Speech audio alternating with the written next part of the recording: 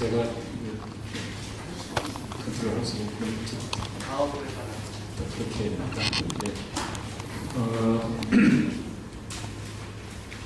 반갑습니다. 소개받은 정호훈입니다.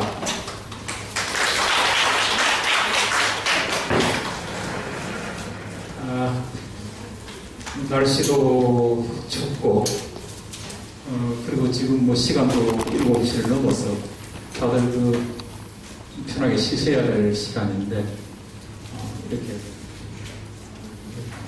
많은 분들이 이렇게 참가해 주셔서 대단히 고맙습니다. 긴장이 되기도 하고 또 한편으로는 겁이 나기도 합니다. 지금 오늘 제가 준비한 강의 주제가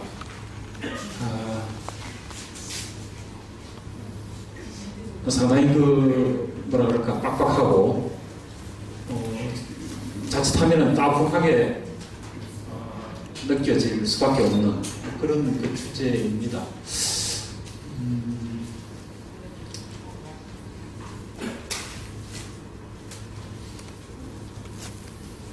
아마 오늘 제가 강의하는 내용들은 여러분들께서 많이 이렇게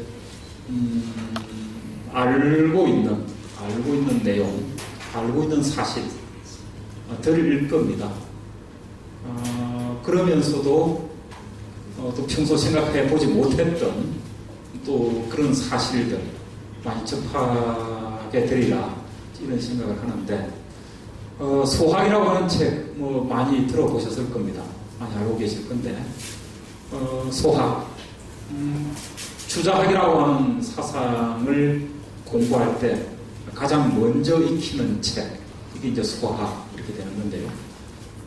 주자학이라고 하는 사상 이것도 생각해 보면은 참 답답하게 짝이 없는 그런 사상입니다. 그리고 우리들 가슴으로 머리로 쉽게 다가오지 않는 그런 사상이 주자학. 그런 주자학을 담고 있는 소학이라고 하는 책 역시 답답하고 따분하고 그럴 거라는 생각이 듭니다. 저로서는 이게 제 연구 주제이고 이걸 가지고 말하자면은 살아가고 있는데 제 생활에 정부가 이런 소학의 세계를 연구하는 데 있다 이렇게 이야기할 정도로 저로서는 이렇게 뗄래야 뗄 수 없는 이제 그런 대상인데 여러분들에게는 참으로 어렵게 했던지 싶은 생각을 하면서 지금 제가 강의를 준비했습니다. 소학 그러면은 여러분들은 어떤 생각 갖고 계십니까? 소학. 어린 애들이 익히는 책. 오늘날 교육 과정으로 본다라면은 초등학생 또는 조금 더 해서 이제 중학생 정도 익히는 책 이렇게 생각하실 겁니다. 근데 실제로 과연 그럴까? 여러분들 소학 조선 시대 사람들이 읽었던 소학책 직접 실물로 보신 적이 있는지 모르겠습니다. 쉽지 않으리라고 생각하는데요. 지금 제가 들고 있는 이 책이 소학책입니다. 소학책인데요. 이렇게 빡빡한 한문으로 된 책입니다. 이게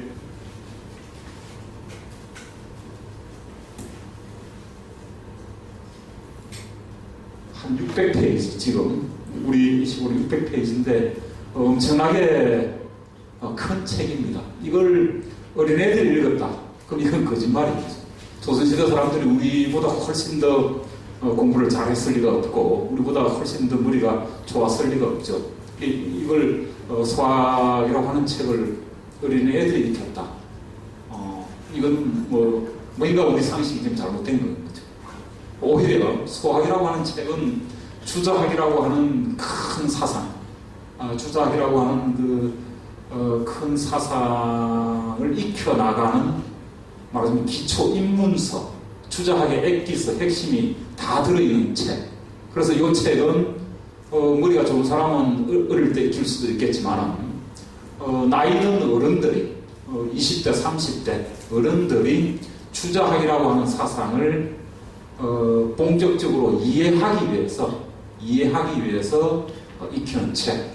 그러니까 오늘날로 치면은 대학 과정에 들어와가지고 대학의 전공을 택해서 이를테면 뭐 국문학 전공이면 국문학 입문, 사학이면 사학 입문, 사학 개론, 국문학 개론, 뭐 이런 수업을 하죠. 그런 개론서 또는 입문서에 해당하는 책이 요 소학입니다.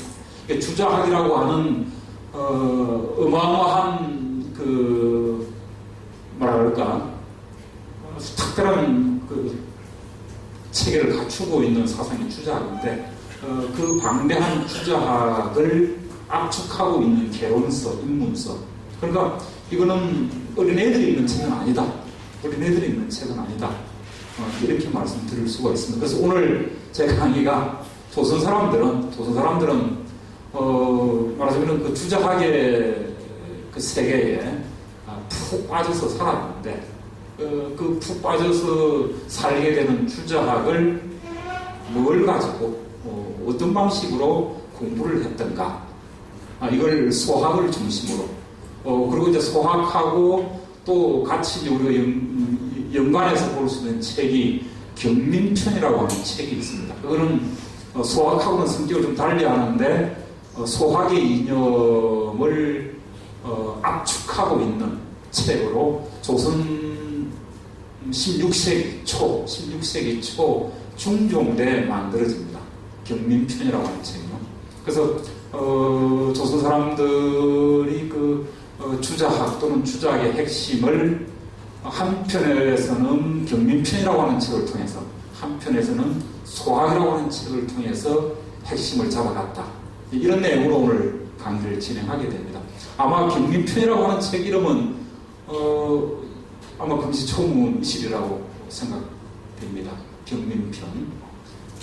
근데 조선 사람들이 가장 많이 보았던 또는 조선 사회에 아주 많이 퍼졌던 책 그걸 뽑아보면 경민편 이렇게 됩니다. 그래서 오늘은 뭐 그냥 새로운 사실이 있구나 저런 이야기들을 오늘 이 자리에서 뭐 이렇게 좀 들을 수 있구나 뭐 그런 그 가벼운 마음으로 경청해 주시면 고맙겠습니다. 오늘 강의 그 개요는 그렇습니다.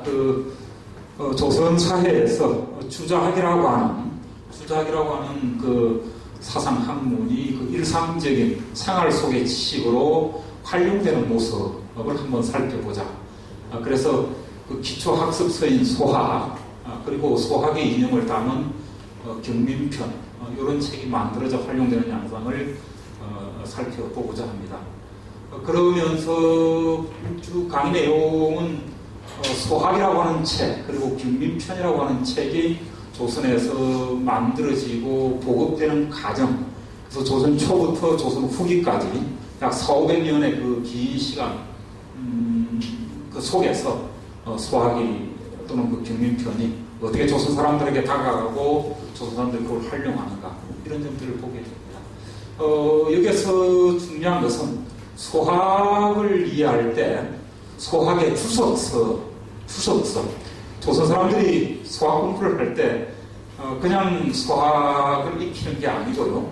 소학의 주석서를 가지고 공부를 합니다. 이 주석서라고 하는 말은 다른 말로 하면은 소학의 해설서 이렇게 볼 수 있는데 그 소학의 내용이 굉장히 어렵습니다. 왜 어렵냐면은 여기에 들어있는 내용들은 중국의 고대 경전은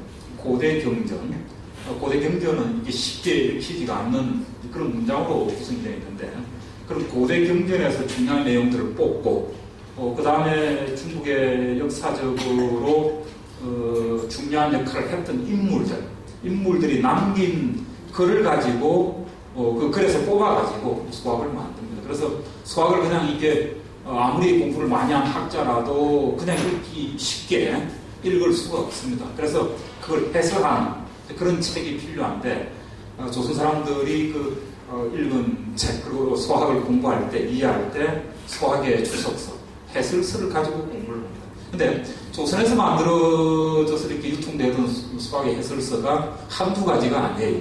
굉장히 좀 많습니다. 많은데 하여튼 뭐 그런 점들을 살펴보게 되겠고요. 그래서 우리가 이제 소학 하는데 이 소학이라고 하는 책을 누가 만들었는지 이건 그 상식, 기본적인 상식으로 우리가 이 수업 시간에 알고 들어가셔야 됩니다. 주시, 주자라고 하는 분이죠. 주자할 때, 주자라는 인물이 그 집대성 학문에서 주자학인데, 본래 이름 주희죠. 희, 주희인데, 주희라고 하는 분이 만들었습니다. 언제 만들었냐 하면은, 57세, 그러니까, 60 다 되어서 이 책을 만듭니다. 그러니까 60대가 가까이 되었다고 하는 것은, 말하자면 그 한 학자의 학문 수준이 최고도에 달았을 때, 가장 그 무르익은 그 시점에서 이 책이 만들어진 거죠. 그래서, 굉장히 그 능력 있는 학자, 아마, 요 동양, 뭐 동서양 막론하고도 같이 이제 거론할 수 있을 것 같은데, 가장 영향력 있는 학자 중에 한 사람이 이제 주시일 겁니다. 그 능력 있는 학자가 정리해서 말하자면 만들어낸 책, 소학. 그러니까 얼마나 많은 이야기가 이 속에 들어있는가, 또 그 내용은 얼마나 어려울까, 이런 것들을 우리가 생각을 해보게 되는데요. 하여튼 이런 책을 조선 사람들이 읽으면서 이 세계 속에서 푹 빠져 살았다. 여기서 하나 더 이런 질문을 우리가 먼저 하고 들어가도 좋을 것 같습니다. 여러분들은 주자학 그러면 뭐가 지금 탁 떠오릅니까? 저 사람들이 열심히 주자학 공부하고 주자학 없이는 살지를 못했습니다. 이렇게 어려운 책. 지금 소학은 이만한데, 제대로 주자학을 공부하려면은 이런 종류, 뭐 이런 분량의, 책, 수백 배의 책을 읽으면서 주자학을, 흡수를 하게 됩니다. 대단히 그 어려운 사상인데, 이걸 평생 공부를 하면서 살았단 말이죠. 조선 사람들이. 이 책에서, 또는 이 사상에서 뭘 얻을 수 있었길래, 이 사상의 그 매력이 무엇이었을길래 이렇게 어려운 책을 읽었을까? 뭐 그런 생각 아마 안 해보셨을 겁니다. 저도 뭐 이런 생각 최근에 하게 됐는데요. 어떤 매력이 이렇게 끌고 갔을까? 요 주저하게 푹 빠지게 했을까? 요런 어부는 우리가 한번 가지고 평소 가지고 생각을 키워볼 수 있을 거고요. 오늘 제 강의 출발하면서도 일단 이런 그 의문을 한번 던져봅니다. 어떤 매력에 빠져서 넘어가죠. 소학은 57세 때 그 주의가 완성을 하는데, 주의가 그렇게 이야기를 합니다. 중국 사람들은 이제 이런 이야기를 했는데 중국에서도 여기 8세부터 익히느냐? 그렇지는 않습니다. 이상적으로 이렇게 설정을 하는데요. 8세부터 수학을 익히고 15세 이후에는 대학이라고 하는 책을 익힌다. 소학을 공부하고 대학 넘어간다. 이렇게 됐는데, 소학은 틀을 닦고 제목을 준비하는 과정이라면 대학은 집을 짓는 과정이다. 틀 닦기가 소학을 통해서 이 틀을 잘 닦고 나서 이제 대학이라고 하는 책을 가지고 집을 짓는다. 이렇게 되는 거죠. 그래서 주희라고 하는 학자, 주자라고 하는 저분이 가장 많은 공을 들였던 책은 대학입니다. 대학이에요. 근데 대학이라고 하는 큰 책을 익히기 위해서 만든 책이 소학이다. 이렇게 되는 거죠. 대학은 말 그대로 큰 학문을 담고 있는 그런 책입니다. 소학은 내용이 그렇게 되어 있습니다.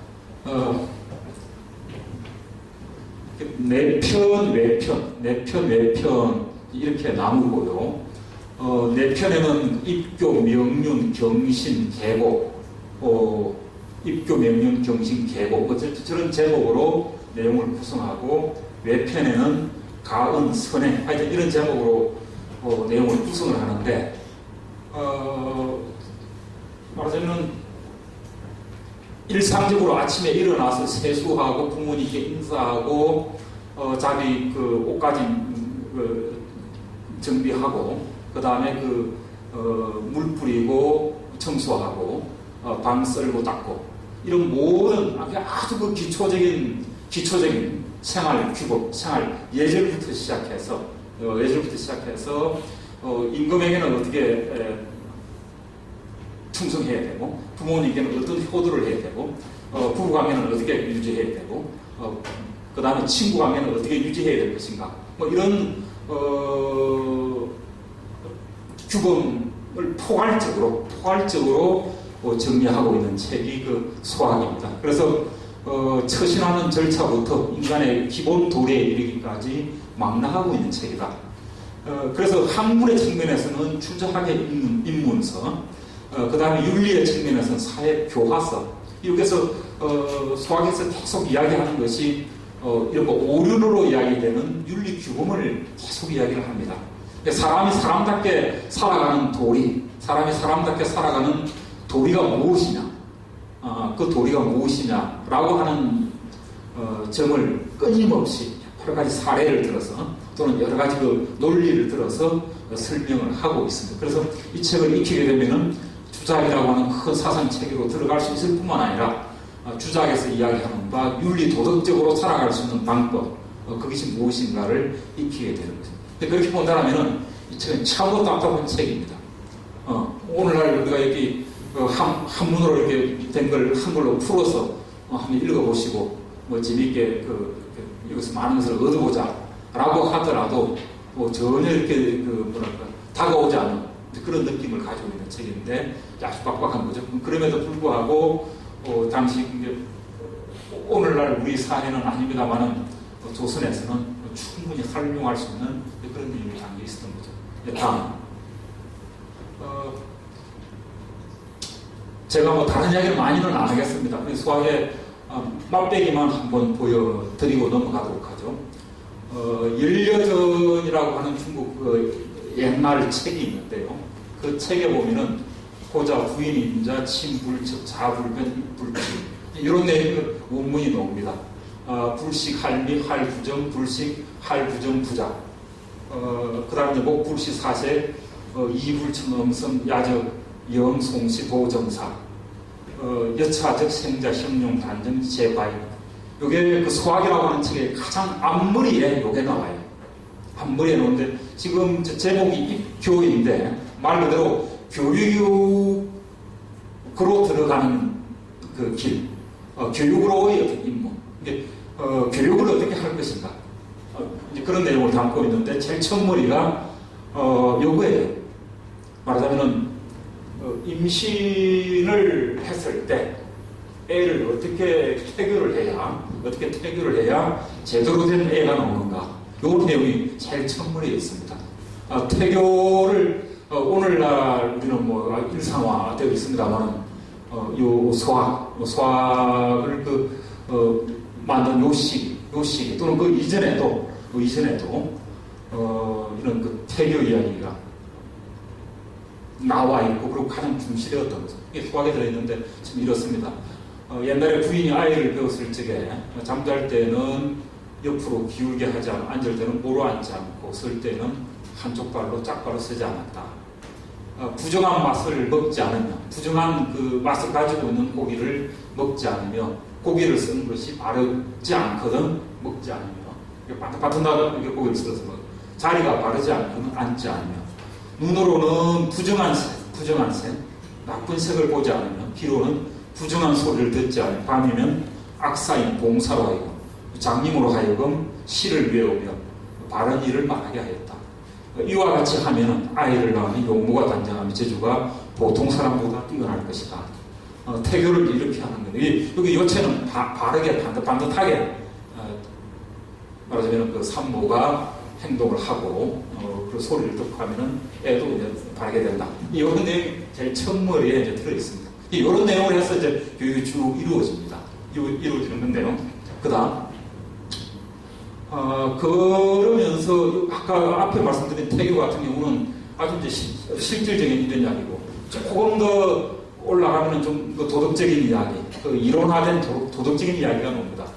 제 5장에 보면은 맹자의 이야기를 이런 맹자라고 하는 책에 들어있는 내용인데, 인간에게는 오륜이 있다라고 하는 그 내용을 이야기를 합니다. 사람에게는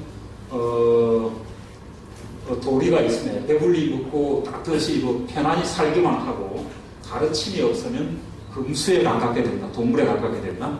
그러므로 성인이 이를 근심하여 인륜을 가르치게 하였으니 부자 간에는 신함이 있고 분신 간에는 의리가 있고 부자 유친 그렇게 얘기하는 거죠.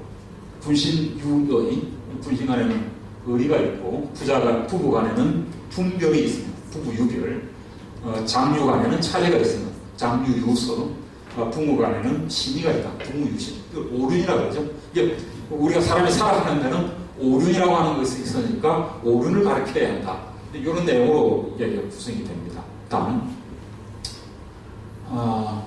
그리고 이제 뭐 부자지친 해가지고 자식과 아버지와 부모와 자식의 관계를 어떻게 해야 될 것인가. 예를 들면 이런 겁니다.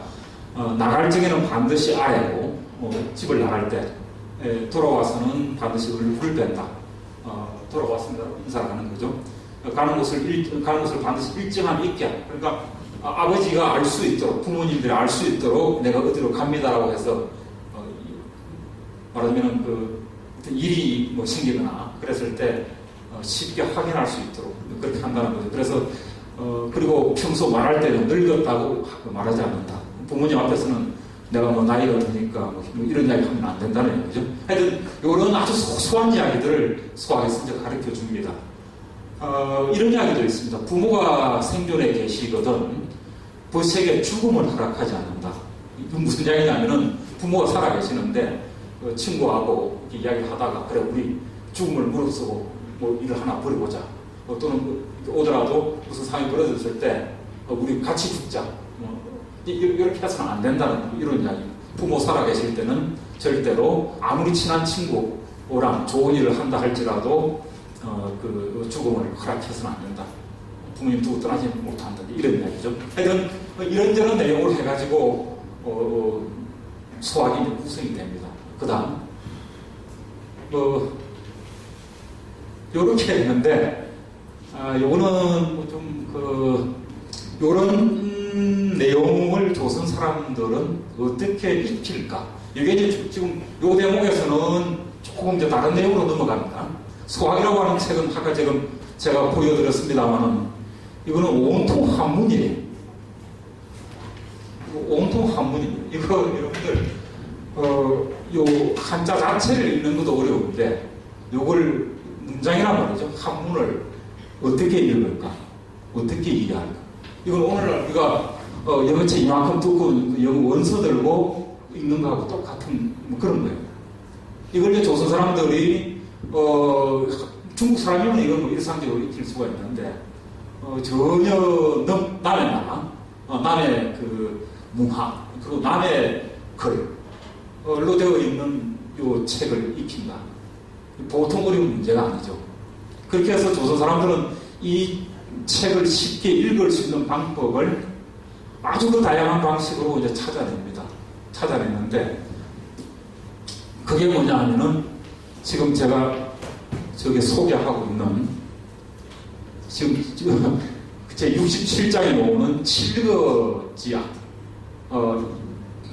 이것도 참 아주 문제가 많은 등록 문제인데 항목인데 말하자면 부인에게 7가지 악이 있으면 쫓아낸다 이러는데 이 내용을 조선 사람들은 하니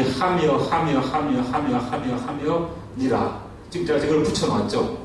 저걸 뭐라고 그럽니까? 저걸 지금 하니 하며 부유 칠거하니 불순 부모 거하며 무자 거하며 거하며 투거하며 이렇게 가죠. 지금 이렇게 지금 제가 이걸 뭐라고 그러죠? 이걸 토라고 그러죠. 토 우리가 토를 당할 때 한문 읽을 때 이렇게 토를 붙입니다. 그리고 이걸 다른 말은 구결이라고도 하죠. 구결이라고 하는데 요걸 붙이게 되면은 잘 보십시오. 부유 칠거 이걸 빼고 불순 부모 그거 빼고 무자 그거 함 이거 빼고 한글로 되어 있는 토를 빼버리면은 이게 어디서 어떤 식으로 끊어 읽을지, 그리고 그 끊어 읽는 그 내용이 지금 말하자면 서술어가 어떻게 될지, 주어, 서술어, 목적어. 기본적인 그 문장의 문형이 주어가 있고, 그 다음에 목적어가 있고, 서술어가 있지 않습니까? 나는 밥을 먹는다. 나는 강의를 듣는다. 나는이라고 하는 주어와 강의를, 목적어가 있죠. 나는 듣는다. 서술어가 있습니다. 우리 문장이 이런데, 요 한문도 똑같은 거죠. 근데 이렇게 토를 붙여놓으면은 서술어와 목적어와 주어를 쉽게 이해를 할 수 있습니다. 바로 그래서 요게 있으면은 한문을 읽어 나가는 게 칙독직해가 됩니다. 익숙해지면은 바로 읽으면서 해독을 할 수 있어요. 요런 말하자면 어려운 한문을 쉽게 읽을 수 있도록 그 안에는 장치가 뭐냐면은 토입니다. 부계를 붙이는 거예요. 그래서 조선 사람들이 그 한문 공부할 때 요 토를 최대한 활용합니다. 최대한 활용하는데, 요거는 한글이 만들어지고 나서는 이렇게 하는데, 한글이 만들어지기 전에 어떻게 했느냐? 요렇게 합니다. 부유하니, 위며, 이렇게. 요게 하위자입니다. 하다. 그래서 하자를 하로 읽고, 요건 니자, 한이라고 읽습니다. 한이. 그러니까 한글이 만들어지기 전에는 한자를 이용을 해가지고 이렇게 토를 붙여요. 그러니까 여기 토가 있으면은 쉽게 공부를 할 수 있습니다.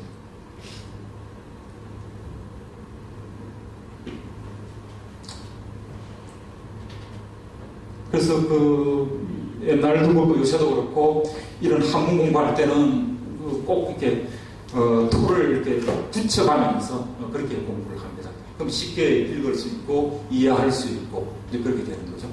이게 조선이라고 하는 나라, 물론 이건 고려 때부터 고려 이전 설총 때부터 이렇게 나옵니다만, 고려 조선에 와서 아주 발달을 합니다. 토라고 하는 것이, 부계라고 하는 것이. 그래서 저렇게 토를 달아놓고 이제 읽어가는데, 이 책 자체에 토를 붙이는 경우가 있습니다. 책을 만들 때 애시당초 토를 붙여서 책을 발행하는 경우도 있고, 토가 없는 경우에는 공부를 많이 한 선생이 붙여줍니다. 그 책, 일일이 책 한 권 다 토를 붙여줘요. 그러면은, 공부하는 사람들이 이걸 읽어가는 거죠. 특히 조선에서는 국왕들이 공부를 많이 하는데, 국왕이 공부할 때는 반드시 신하들이 토를 붙여줍니다. 토를 붙여가지고, 그 붙인 토를 이렇게 읽으면서 공부를 하도록 그렇게 되어 있습니다. 그래서 지금 말씀드렸던 이런 제가 소학이라고 하는 이 재미없는 책을 강의를 해야겠다라고 생각을 하고 또 강의를 해도 좋다고 이런 자신감을 가지게 된 게 무엇 때문에 그런 거냐면은, 제가 초등학교 1학년 들어와서 고등학교 3학년을 마치고 대학 4학년을 마치고 그것을까지 12년, 16년을 공부했습니까? 그때 16년 공부한 게 뭐였냐면은 그냥 우리 살아가는데 필요한 모든 말하자면 상식을 다 우리가 배웠던 거죠. 그러니까 1970년대, 80년대, 90년대, 70년대, 80년대, 90년대 한국 사회에서 통용되던 그런 지식, 상식을 우리는 배웠습니다. 여러분들 똑같을 겁니다. 학교 생활하시면서 가장 한국 사회가 필요로 또는 한국 사회에서 이해되는, 수용되는 그런 상식과 지식을 익힙니다. 200년, 300년 뒤에 사람들이 오늘날 우리 모습을 보면은 이 사람들은 일상생활에서 뭘 익히고 어떤 걸 지식으로 받아들이고 살아갔을까? 이걸 연구를 해보면은 오늘 지금 우리가 생각하고 있는 학교에서 배우고 있는 그런 내용들이죠. 200년 뒤에 사람들이 보면은 참 쓰잘데기 없는, 시식 끌려가는, 아무짝에도 소용없는 그런 내용 배우네 이렇게 생각할지 모르겠습니다만은 우리는 요걸 배우면서 초등학교를 지나고 중고등학교를 지나고 대학을 지나고 지금 살아가고 있는 거죠. 똑같이 마찬가지로 이런 소학이라고 하는 이 책의 내용을 조선 사람들은 오늘날 우리가 보면은 아무 의미가 없는 것, 도대체 왜 저런 걸 익히나 싶지만 저런 걸 익히면서 살아왔던 거죠. 그래서 시간을 거꾸로서 우리가 거꾸로 해서 시간 여행을 한다라고 했을 때 조선에 들어갔을 때 우리가 조선 사람들의 삶으로부터 또는 조선이라고 하는 그 역사 공간으로부터 우리가 읽어내고 또는 얻어낼 수 있는 것이 무엇일까 여러 가지가 있을 수 있는데 저는 하여튼 조선 사람들이 살았던 그 실제 그 모습 그게 무엇이었을까 일단 이걸 한번 정리해보자 이런 생각을 하게 되었고 그래서 소학을 어떤 식으로 공부하고 근데 소학이라고 하는 내용이 무엇이며 그 소학이라고 하는 그 책을 어떻게 읽어내는가 이런 점을 이제 주목을 했던 거죠. 아까 내용이라고 하는 건 아까도 말씀드렸습니다만 뭐 처음 태교부터 시작해가지고 오륜 이야기하고 실거지 이야기하고 상당히 그 따분한 뭐 그런 내용인데 이런 내용을 가진 책을 조선 사람들은 이런 방식으로 읽어야 합니다. 이거는 소학이라고 하는 중국에서 만들어진 책을 우리 조선 땅에서 자기화하는 과정이죠. 자기화하는 그런 모습. 아주 독특한 모습. 이건 중국, 일본에는 이런 모습이 안 나타납니다. 일본은 좀 다르게 하는데, 일본은 이런 방식으로 한문을 익히지를 않아요. 이거는 우리식으로 이렇게 익힌 거죠. 그 다음에는, 뭐, 요것도 뭐 똑같은 지금 제가 한 예를 들어본 건데, 인이 소정 모부모하고 이거는 그 주어죠. 소정 모부모하고는 이거는 지금 서술어가 됩니다. 이것도 서술어가 되고, 요거 이제 계속 지금 서술어 이렇게 가는 거니까 사람이 어릴 때는 부모를 사모하고, 그 다음에 그 지호색적 모소애하고, 여색을 좋아할 줄 알면 젊고 아름다운 소녀를 사모하고, 뭐 이렇게 쭉 읽어가게 되는 거죠. 이런 식으로 이제 공부를 합니다. 그래서 반드시 옛날 사람들은 요 토를 붙이는 게 굉장히 중요한 문제였고, 요 토를 제대로 붙일 줄 알면, 그러니까 토가 붙어 있는 책을 읽는 건 문제가 없는데, 토가 붙어 있지 않는 이런 책을 토를 붙여가면서 읽을 수 있는 능력, 요걸 가지게 되면 이제 대단한 그 실력분이 되는 겁니다. 요런 그 토가 붙어 있지 않은 이런 책을 토를 붙여서 읽게까지 되려면은 참으로 많은 공부를 해야 되겠죠. 그 과정에서 이 능력을 확보하게 되면 그걸 뭐라고 하느냐면 보통 우리가 많이 쓰는 이야기인데 물리가 트인다. 그런 얘기가. 물리가 트이는 게 이거예요. 물리가 트이면은 이 어려운 한문에 그 토를 붙여서 읽을 줄 알게 됩니다. 그러니까 오늘 영어 원서 뭐 사전 안 놓고 이렇게 순하게 읽는 그런 어떤 그 수준까지 올라가게 되는 게 토를 스스로 이렇게 붙이면서 읽을 줄 아는 여기 이제 물리가 트이는 거죠. 이런 과정들을 끊임없이 이제 반복을 해 갑니다. 그 다음. 아까 말씀드렸던 대로 수학이 이게 어려운 책인 거죠. 어렵기 때문에, 초보자가 읽는 책이라 하더라도 이해하기 쉽지 않습니다. 그래서 소학이라고 하는 책이 나온 뒤에 그 내용을 해석한 주석서가 많이 나옵니다. 원나라, 명나라, 청나라. 이때 그 중국에서 수학 주석서로 세설서로 놓은 게 약 70여 종이 된다고요. 상당히 많죠. 엄청난 책이 있는데, 그래서 그 자기가 택한 주석서, 이게 이제 주석서가 70여 종이 된다고 하는 거는 해석하는 방식이 좀 다르다는 거죠. 해설하는 방식. 그래서 어떤 책을 가지고 공부하느냐에 따라서 수학을 익히는 방식도 좀 달라집니다.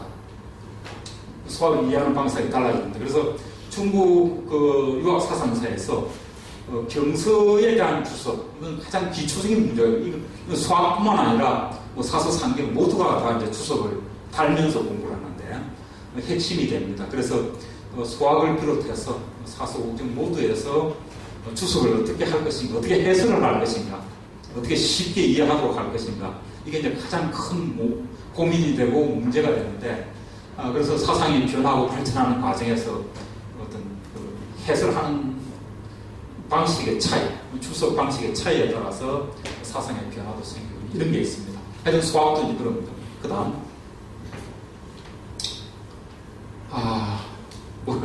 좀 따분하도록 잘 안 보실는지 모르겠습니다. 글자 너무 작아서. 보입니까? 주석의 예를 지금 제가 하나만 지금 소개를 했는데요. 이렇습니다.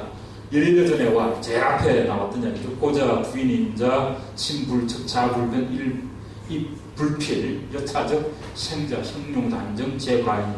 요게 지금 원문입니다. 이건 원문이고, 그 밑에 요거는 수학집회라고 하는 추석서에 들어있는 추석이에요. 요 내용, 어려운 내용을 이렇게 풀어놓았습니다. 풀어놓았어요. 그러니까, 요것만 읽어서는 전체 의미를 잘 모르니까 반드시 요 추석을 읽습니다. 해설을 읽게 되면, 이 전체적으로 이게 이런 뜻이구나. 이렇게 더 풍부하게 쉽게 익힐 수가 있는 거죠. 그래서 이제 요 해설, 요걸 번역을 해보면은 지금 이렇게 됩니다. 이런 거예요.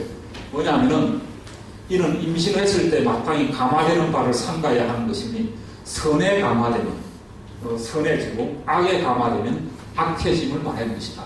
이게 지금 그 열려전에 나오는 저 태교의 이야기의 핵심은 뭐냐?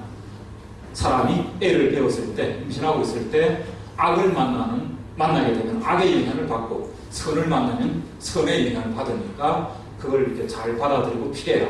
이렇게 지금 주석을 한 거예요. 그래서 앞에 저 이야기만 보면은, 그런 거니 했는데, 요 내용을 이제 듣게 되면 좀 더 풍부하게, 이론적으로, 논리적으로, 이게 이런 거구나. 라고 이제 이해를 하게 됩니다. 그래서 추석서를 가지고 공부를 해야 되는 거. 이게 수학 공부의 어떤 그 폭을 넓히는데 반드시 필요한 일이 되는 거죠. 아까도 말씀드렸습니다만 이건 수학만 그런 게 아니고 사서삼경이 다 그렇습니다. 사서삼경이. 이런 공부하는 것 자체가 정말 머리 터지는 일이긴 합니다. 일이긴 한데 조선 사람들은 이제 요 수준을 낮은 수준에서 있는 사람은 낮은 수준으로, 조금 높은 수준으로 내서 읽으면 높은 수준으로, 더 고급 수준에서 읽으면은 또 이제 고급의 학식, 지식, 또는 어떤 사유를 가지고 살아가게 되는 거죠.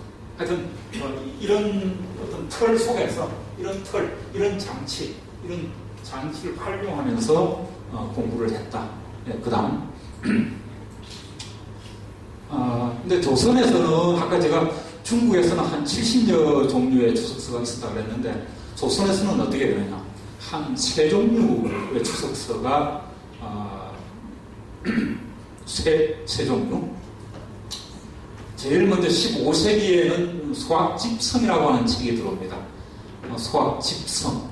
하사신이라고 하는 사람이 만들었는데 이 책은 너무 어려워요. 너무 어려운 책인데 하여튼 조선에서는 요거 중국에서 이걸 사가지고 옵니다.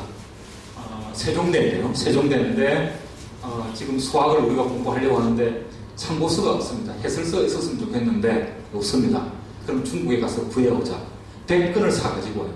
100권을 사가지고 올 때는 이거는 한 책이 그 10권으로 되어 있으니까 10지를 사가지고 옵니다. 그러니까 수학집성이라고 하는 책은 1권 1권 10까지 10권이 한 세트예요. 세트로 되어 있는 그걸 10지를 사가지고 10세트를 사가지고 와가지고 조선에서 그걸 새로 찍어냅니다. 그 중국에서 가지고 온 책을 조선에서는 새로 이렇게 찍어요. 그걸 뭐라 그러냐면은 똑같이 이렇게 그 책임 인쇄한다고 해서 그걸 번각이라고 하는 전문용어를 씁니다만 하여튼 그렇게 해서 조선에 퍼뜨리는데 책은 너무 어렵습니다. 그 다음 지금 제가 어렵다고 이렇게 내용이 너무 이게 이제 지금 뭐 저희 표적했을 때 소학 집성 이렇게 돼 있는데 이게 지금 본문이에요. 이게 본문이고 그 조그만 글씨가 주석입니다. 조그만 글씨가 주석인데 이 주석이 너무 많아. 그래서 소학 집성 요거는 15세기 조선에서는 소학 교육 도움을 받으려고 사가지고 왔는데 들려왔는데 너무 어려워서 제대로 소화를 못합니다. 그래서 별로 읽히지가 않아요. 그 다음 쭉 넘어가죠. 지금 이렇게 그 내용이 지금 복잡합니다. 이게 지금 다 주석이에요. 주석이고 큰 글자로 되어 있는 것은 본문입니다. 본문이고 소학의 본문이고 그 밑에 작은 글씨는 이게 그 해석하고 추석하고 있는 책. 이건 너무 어려우니까 사가지고 왔지만은 그렇게 크게 활용되지 못하게 되죠. 그 다음 넘어가시죠. 그다음 수학에서 특징 중에 하나가 어려운 내용을 이렇게 그림으로 그려가지고 또 이렇게 보여주는 이런 또 장점이 있습니다. 그래서 아주 어려운 내용을 이게 제자가 그 스승으로부터 수업한 뭐 그런 그 예절을 이렇게 그림으로 그려가지고 제시를 해줍니다. 이제 이 수학 집성이라고 하는 책의 한 특징이긴 한데 뭐 그렇다 할지라도 이 책은 너무 어렵죠. 그 다음에 또 넘어갑시다. 그리고 나서 15세기 말 1491년입니다. 명나라의 사신으로 갔던 김일손이라고 하는 분. 김일손은 어떤 분이냐면은 출신이 청송 출신이에요. 청송 그러니까 지금 혹시 떠오르는 게 있습니까? 요새 그 역사 교과서 교학사 책 채택하기로 했다가 오늘 보니까 뭐 포기한다고 청송 여고가 그 책은 청송입니다. 경상북도 굉장히 산골짜기죠. 그 출신이 김일손인데 이 사람이 그 명나라에 가가지고 책을 구해옵니다. 정유라고 하는 사람이 만든 책인데 이게 상당히 책이 쉬워요. 아까 수학 집성보다는 쉽게 되어 있습니다. 그래서 조선에서는 수학을 쉽게 읽을 수 있도록, 이 책을 쉽게 읽을 수 있도록 토를 달고 한글 번역서를 만듭니다. 수학을 가지고 이제 번역서를 만들어요. 이건 굉장히 이제 중요한 변화가 일어납니다. 수학을 가지고 번역서를 만든다. 그 다음, 요게 지금 1918년, 번역수학이라고 하는 책이 옵니다. 책 이름이 번역수학이에요. 옛날 사람들이 번역이라고 말을 씁니다. 번역수학. 그리고 나서 1587년, 이게 선조된데요. 요 번역한 책이 문제가 많다. 쉽게 읽을 수가 없다. 그렇게 해가지고 새로 재번역을 합니다. 이게 수학은혜예요. 재번역을. 네? 그래서 지금 이거에 15세기 말이죠. 1491년에 수학 집설이 조선에 들어오고 그러고 나서 16세기에 가면은 수학을 쉽게 읽을 수 있도록 수학 모두에게 토를 달는 이런 작업을 하고 그러고 나서 번역 수학, 수학은혜와 같은 번역서를 냅니다. 수학을 이제 번역하게 되면은 많은 사람들이 쉽게 읽을 수 있게 되겠죠. 그리고 또 하나, 이 과정에서 번역을 하면서 번역의 기술이 우리 조선사회 전체에 쌓이게 됩니다. 번역의 기술. 그 다음. 지금 이거 16세기 초에 나온 책인데요. 잘 안 보이는데, 여기 보면 한자로 토를 달아놨습니다. 토를 달아놨어요. 그래서 이걸 토를 단 책을 그냥 찍어서 보고를 하는 거죠. 그래서 이 책을 산 사람들은 토가 달려 있으니까 별로 그렇게 덜 힘들고 고생 덜 하고 수학을 이제 공부하게 됩니다. 토를 다는 게 굉장히 중요한 겁니다. 그 다음. 지금 아까 앞에 그걸 좀 더 확대했는데요. 저기 보면은 보이십니까?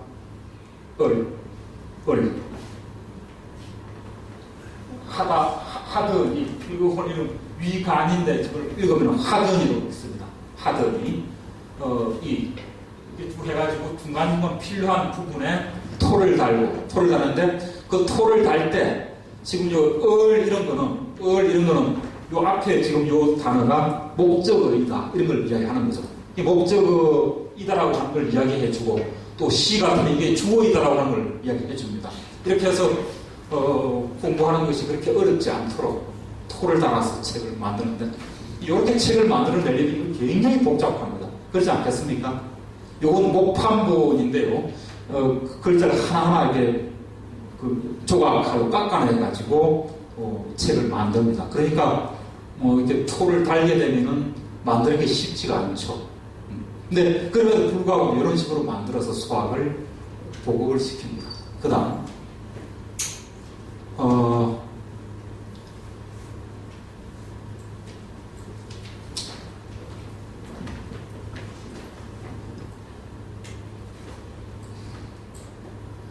요것도 토입니다. 요것도 토인데 앞에 걸 한번 돌아가 보실랍니까? 앞에 걸 여기 보시면은 요걸 한번 볼까요? 요걸 볼까? 음유야 라. 이게 우리 한글로 하면 라가 되는데 요 비단 라자, 그 한자에 비단 라자를 가지고 썼습니다. 그러니까 이게 온전한 한자가 다 쓰이죠. 그다음 넘어가시죠. 온전한 한자를 가지고 토를 하는데 요 단계에 오면 어떻게 변하냐면은 약자를 가지고 토를 만듭니다. 약자. 이건 약자예요. 어떻게 읽으냐면 하며 하야 인이라 하며 인이라 이렇게 약자로 토를 만들어요. 그래서 이걸 어디에 붙이냐면은 지금 요거는 요하고 상관이 있습니다. 요 위에 있는 토는 요 문장하고 관련이 있는 거죠. 그래서 요게 있는 토를 가지고 밑에 가서 붙여가지고 읽으면은 쉽게 공부가 되죠.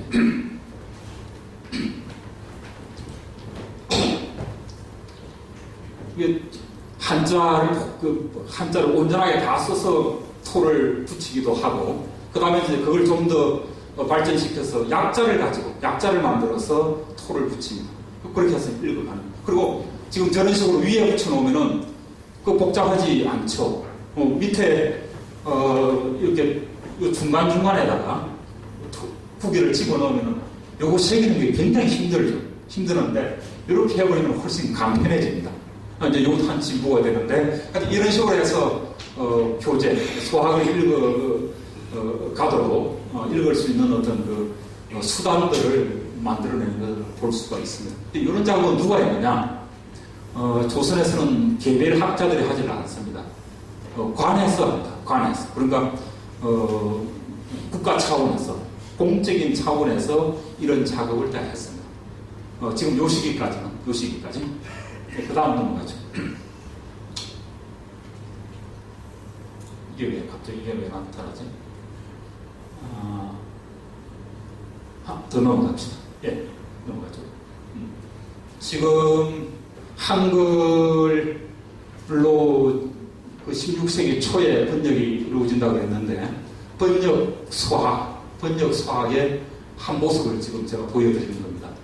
요게 시시그 군의 군제의식은 선반 이러시다. 시시그 군의 군제의식은 선반 이러시다. 요게 지금 의시든 그 다음에 이러시다. 이렇게 되면은 지금 높임말을 썼죠. 누구를 높였느냐 하면 시시그 군의 군제의식은 선반 이러시다. 요 주인공이 공자입니다. 공자이기 때문에 토를 이렇게 높여놓았어요. 의시든 이렇게 되는데, 한문의 원문을 먼저 제시를 하는데, 그걸 그냥 제시하는 게 아니고, 토를 붙여가지고 제시를 합니다. 그러니까, 수학 공부할 때, 원문을, 이렇게 읽는구나. 자연스럽게 알 수가 있습니다. 그러니까, 시시그 군에, 임금을 옆에 모시고 식사할 때, 군이 제하거든, 먼저 밥을 들더라, 먼저 음식을 들더라, 이런 내용을 토를 저렇게 익히게 됩니다. 그러고 나서 그 내용을 이렇게 번역을 해놨죠. 임금께 내셔 밥 먹으실 적이 임금이 제하시거든 먼저 먹듯이다. 이게 이제 16세기 조선 사람들의 지금 그 사투리로 좀 이렇게 번역을 해놨는데, 처음에 익숙하지 않아도 조금만 보면 익숙해집니다. 그래서 이런 식으로 계속 수학이 이제 만들어지는 거죠. 그래서 요 번역 수학이 만들어지고 나서는 수학을 공부하는 것이, 물론 한문책만 가지고 이제 공부하는 사람도 있습니다만은 상당히 많은 사람들이 그렇게 공부 많이 안 하더라도 이 책을 읽을 수 있습니다. 요 과정에서 한글이라고 하는 우리 한글의 어떤 수준, 문법적인 측면에서 상당히 고도화된다 그럴까요? 한글이 발달하게 됩니다. 한글이 발달하게 되고, 또 역으로 한글이 이제 발달하는 과정에서 이런 문화를 조선사회에서 보다 폭넓게 전면적으로 받아들일 수 있는, 수용할 수 있는 또 그런 기반이 갖추어지죠. 그래서 번역 수학을 만든 것은 조선 문화사 전체, 사상사 전체로 봤을 때 아주 작은 작은 사건처럼 보입니다만 실제로 가지고 있는 의미는 어마어마하게 큽니다. 이건 대단히 중요한 사건이 수학을 번역한 요일인데요. 그 다음, 요거는 지금 16세기 전반에 놓은 거고, 요건 이제 16세기 후반에 놓은 건데, 앞에 번역이 좀 세련되지 못하다 해가지고, 새로 번역을 하는데, 그 번역 내용은 조금 차이가 나는 부분도 있습니다만, 대체로 비슷합니다. 네. 그 다음, 요건 나라에서는 앞에 지금, 앞으로 다시 한번 넘어가 주실랍니까? 요 책을 만들고 나서, 요 책을 선조 20년에 만들고 나서 이걸 각 지역으로 내려보냅니다. 서울에 있는 신하들한테도 주기도 하고 서원으로 내려보내고 그 다음에 지방에 살고 있는 큰 학자들한테 내려보내죠. 그 다음 지금 내려보낼 때 도산서원에 수학은혜 요 한부를 하사한다. 만력 16년이고 선조 20년인데요. 도산서원의 수학은혜 한부를 하사한다. 이런 내용을 적어가지고 이렇게 내려보냅니다. 그래서 이제 그 서울에서는 요것만 가지고 공부를 하면 이거 이제 참고서가 되는 거죠. 참고서 역할을 하면서 이제 그 수학 공부할 때는 요 책이 활용된다. 말씀드릴 수 있습니다. 그 다음에 수학직설이라고 하는 책 아까 제가 15세기 말에 1491년에 들어왔다고 했는데 수학직설의 모양이 이렇습니다. 요거는 폭이 상당히 넓은데 요거는 요 위에가 상당히 많이 떠 있죠. 그래서 가능한 지역마다 시기마다 책 모양은 조금씩 다릅니다. 다른데 잘 보십시오. 요거는 지금 요 책 같은 경우 보시면은 토가 전혀 달려있지 않죠. 토가 달려있지 않습니다. 이걸 읽어라 그러면은 쉽지 않습니다. 요거를 토가 달려있지 않은 글을 토를 달아가면서 읽을 수 있는 능력. 이건 이제 물리가 되어 있는 상황인데 그 정도 되어야 되는데 요건 달려있지 않습니다. 근데 요 같은 경우도 처음에는 달려있지가 않습니다. 달려있지 않은데 누군가가 지금 달아놨어요. 요거는 하야, 요거는 하며 이런 식으로 해가지고 지금 토를 달아놨습니다. 요것도 토를 다 달아놨어요. 이거는 이런 뜻인데요. 토를 단 분은 아마도 서성일 거예요. 요 책을 놓고 서성이 이제 토를 달아주는 거죠. 토를 달아면서 번호를 매깁니다. 1, 2. 요 한 문장을 1과 2로 나누어서 하는데 이렇게 토를 달아놓고 읽으라고 하는 거죠. 그래서 선생님이 이렇게 토를 달아주면은 그거 가지고 열심히 읽는 거죠. 좋은 사람들이 수학 공부하는 방식. 기본적인 수학뿐만 아니고 모든 책, 사서삼경이라고 하는 책을 읽을 때 이런 방식으로. 이게 지금 요거는 상당히 불친절한 책인데 토가 달려있으면은 뭐 편한데 대체로 우리나라 책들이 17세기로 넘어가면은 토가 달리지가 않아요. 16세기까지는 토를 달아놓는데 17세기를 넘어가면 대부분 토가 빠져버립니다. 그건 무슨 얘기냐면은 이제 토 없이 또 우리는 많은 사람들이 책을 읽을 수 있는 기반이 잡혀 있다. 갖춰져 있다. 이런 이야기가 될 건데 그 상에서 어쨌든 토를 먼저 단 사람, 달 수 있는 능력을 가진 스승급은 저렇게 공부할 때 토를 달아서 하도록.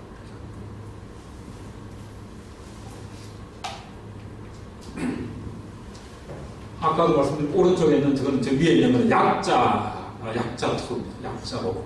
그 다음. 그런데 이제 또 재미있는 게 그 공부를 할 때 이 수학직설이라고 하는 책에 지금 제가 가지고 있는 책인데 이거 필사본입니다.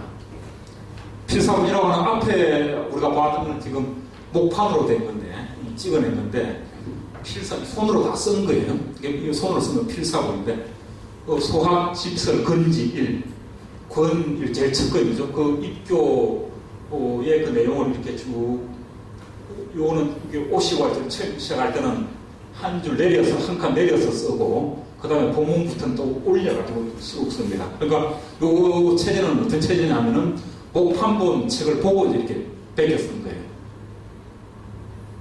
이거 왜 베껴 썼겠습니까? 그 조선 사람들이 그 목판으로 되어 있는 책은 이게 굉장히 비쌉니다. 책을 목판을 찍어가지고 이렇게 찍는 책들은 엄청나게 비쌌어요. 그러니까 이거 쉽게 재력이 떨어지는 사람들은 못 구합니다. 그 다음 대안이 뭐냐면은 필사를 해가지고 보는 거예요. 이제 필사할 때는 그 책을 빌려와가지고 책 가지고 사람 빌려와가지고 자기 직접 한 이런 경우도 있고, 그 다음에 필사를 해가지고 파는 사람이 있어요. 그 파는 사람한테 가서 책을 이제 사오기도 하고 그런데, 지금 요 같은 경우는 어쨌든 어떻게 해서 만들어졌는지 모르겠습니다만 필사가 되고 있습니다. 그 다음에 중요한 게 요게 뭐겠습니까? 요게 보면은 위에 한글로 지금 그 번역된 글이 적혀 있어요. 저 한글로 번역된 글입니다. 저 한글 번역은 어디서 왔겠습니까? 아까 말씀드렸던 수학은행 번역 수학, 그걸 가지고 이렇게 베껴서 참고하도록 해놓은 거예요.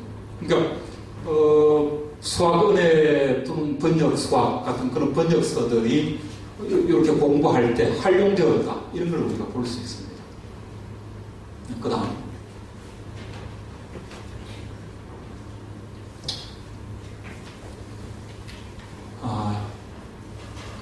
우리가 강의를 7시 10분부터 시작했었던가요? 그리고 벌써 50분이 됐네.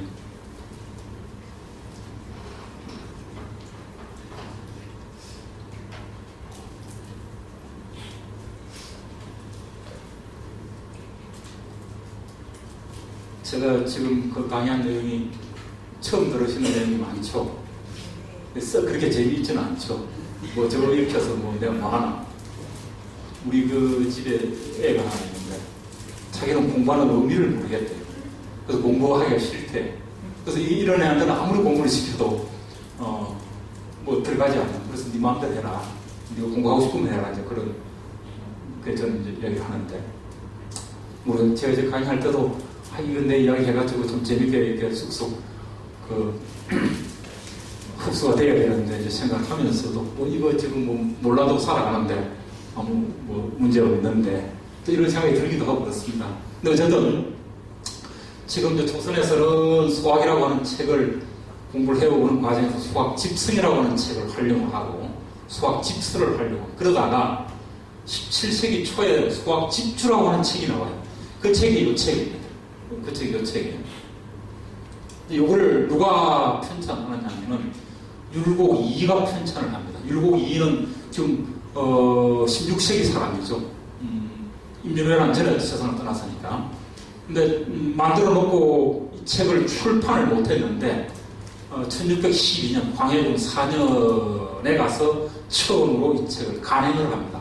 그 제자들이 이제 간행을 하는 거예요. 제자들이 간행을 하는데 어떤 차이가 있느냐면은, 그러니까 앞에 수학집성이나 수학집설과 같은 그런 주석서하고 율곡의 수학집주의 차이가 뭐냐면, 율곡은 이걸 중국에서 만들어진 여러 주석서들을 보고 하나하나 이렇게 추립니다.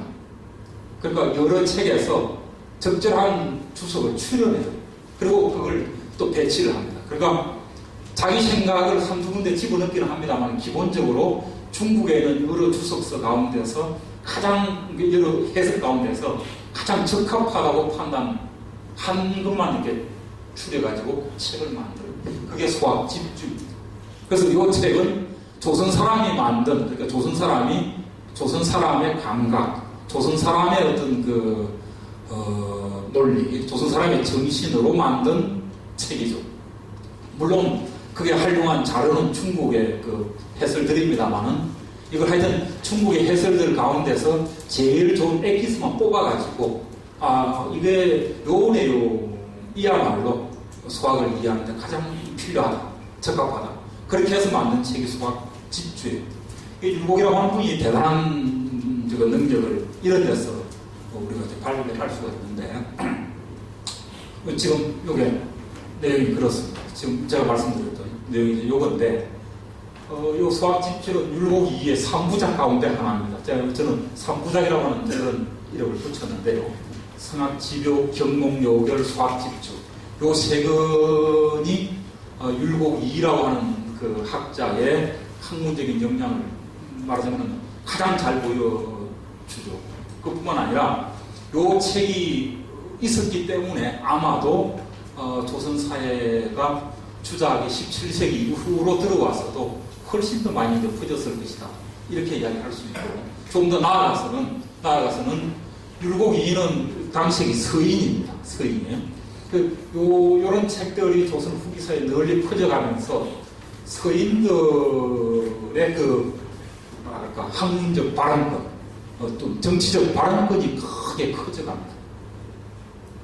서인, 조선 후기의 정치 사상계를 주도하는 세력이 서인들인데, 그 서인들이 이런 성악지료, 경몽, 요결, 소학집주 이런 책들이 없었더라면 아마도 그렇게 힘을 발휘하지 못했을 것이다.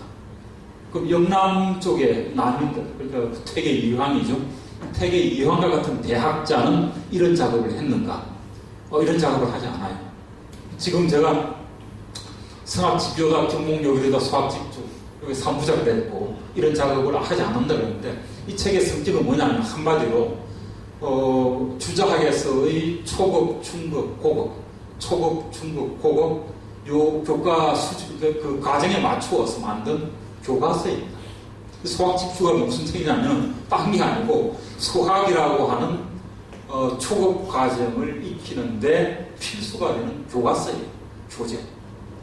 그리고 지금 제가 말을 잘못했습니다. 경몽요결이 가장 초보적인 거고 1단계 교과서입니다. 그 다음에 2단계 교과서가 소학집주. 그리고 3단계 교과서가 수학집요입니다. 중고등학교에서 경몽요결을 떼고 대학에 와서 수학을 떼고 대학원에 들어가서 수학집요를 공부한다.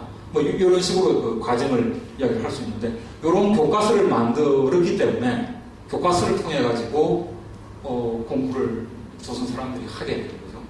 그래서 그 교과서가 확 빠져버립니다. 근데 영남 쪽에서는 이런 교과서를 만들지를 못했어요. 태계 이황은 이런 교과서를 만들지를 않습니다. 그래서 영남 지역에서는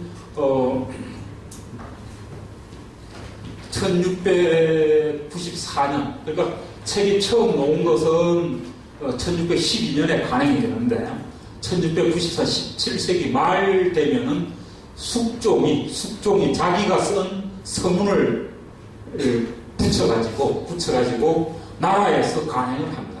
이제 율곡이 만든 소학집주를 국왕이 서문을 붙인 그런 책을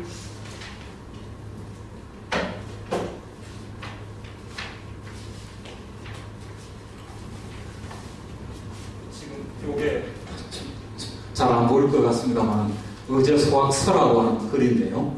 의제라고 하는 말은 임금이 있었다 이런 뜻이죠. 숙종의 글입니다. 숙종이 이 글을 붙이고 그리고는 나라 돈으로 간행을 해요. 전국에 배포합니다.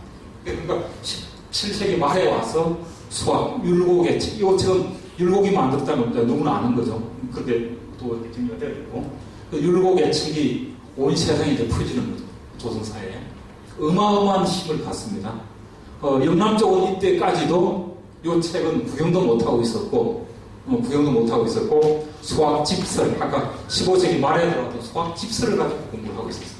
영남도 상당히, 어찌 보면은, 소학과 관련해서는 공부의 수준이 낮았다.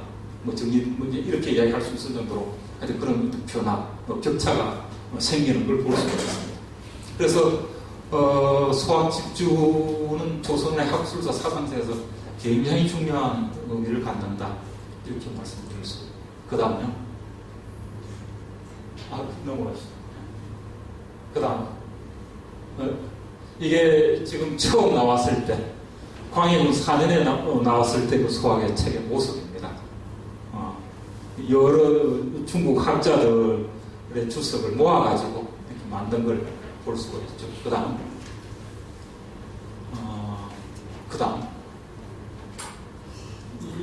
이것도 역시 만들어가지고, 소학을 묘황산에 이제 보관하도록 내려주는 그런 내용입니다. 그 다음. 요 숙종대 간에는 그 소학 집주. 제가 안 보습니다. 그 다음, 그 숙종의 그 서문이 알겠습니다.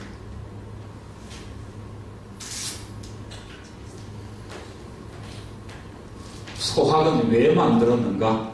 왜 사람들은 8살 때 반드시 이 책을 받아서 공부를 했으니 3대, 2, 3, 4입니다. 3대의 사람을 가르치는 법이었다. 8살 때 수학책을 주어서 공부하게 했다. 이건 오늘날의 이야기가 아니고 이미 아주 오래된 3대 시절부터 내려오는 그런 전통이다. 이렇게 해서 쭉 이야기가 나옵니다. 하여튼 이걸 수학의 숙종의 서문을 붙여가지고 책을 만들어서 퍼뜨리는 이런 모습. 이게 이제 조선에 와서는 17세기 말 이때쯤 되면 실질적으로 주작을 익히고 이해하고 활용하는 수준이 그 이전에 비해서 훨씬 더 높아지는 이런 그 단계에 오르게 됩니다. 그 다음, 제 첫 번째 모습이 저렇습니다. 그 다음, 앞에까지 했으면 좀 편한데 그 뒤에 이야기 하나 더 있습니다. 18세기에 가면은 소학훈의라고 하는 이름으로 책이 하나 나옵니다. 근데 이건 어떤 책이냐면은 영조가 만든 건데요. 수학 집주에다가 수학 집주라고 하는 이 책을 쭉 그대로 두고 거기에다가 몇 가지 이 책을 읽는데 어려운 부분이 있으면은 이해하기 쉽도록 조그만 해설을 붙여놓은 게 수학훈이에요. 그러니까 책은 자체는 이건 율곡책입니다. 율곡의 수학 집주인데 그게도 조금 이해하기 쉽도록 하는 거죠. 수학훈이. 그래서 이 책이 나오면서 이제 18세기 영조대는 정말로 조선사회가 수학 열풍에 빠집니다. 영조가 수학을 읽어라 계속 강조를 해요. 수학을 읽어라 강조하면서 18세기 조선사회가 온통 수학에 돌아가는데 수학의 조선사에서 실질적인 조선 사람들이 널리 읽었던 것 중에 하나는 제가 이야기는 안 했습니다만은 조선 사람들이 수학을 열심히 읽게 된 이유 중에 하나가 과거를 보려면 이건 수학을 반드시 봐야 돼요. 과거 과목 중에 하나가 수학이었습니다. 생원진사, 속가라고 하죠. 속가 거쳐서 대과로 하는데 속가를 넘어가려면 반드시 수학, 생원진사 2차 시험에서 수학을 넘어가야 돼요. 그러니까 지금 18세기 때 가면 어떤 현상이 오냐면은 조선에서 과거를 보려고 하는 사람이 그렇게 많이 늘어납니다. 엄청난 수로 과거를 보려고 하는 사람이 늘어나요. 뭐 수만 명이 이렇게 몰려든다 이렇게 이야기할 정도로 과거를 보는 사람이 늘어나는데 그러니까 과거를 보는 사람들은 대체로 다 수학 공부를 하고 오는 사람들이죠.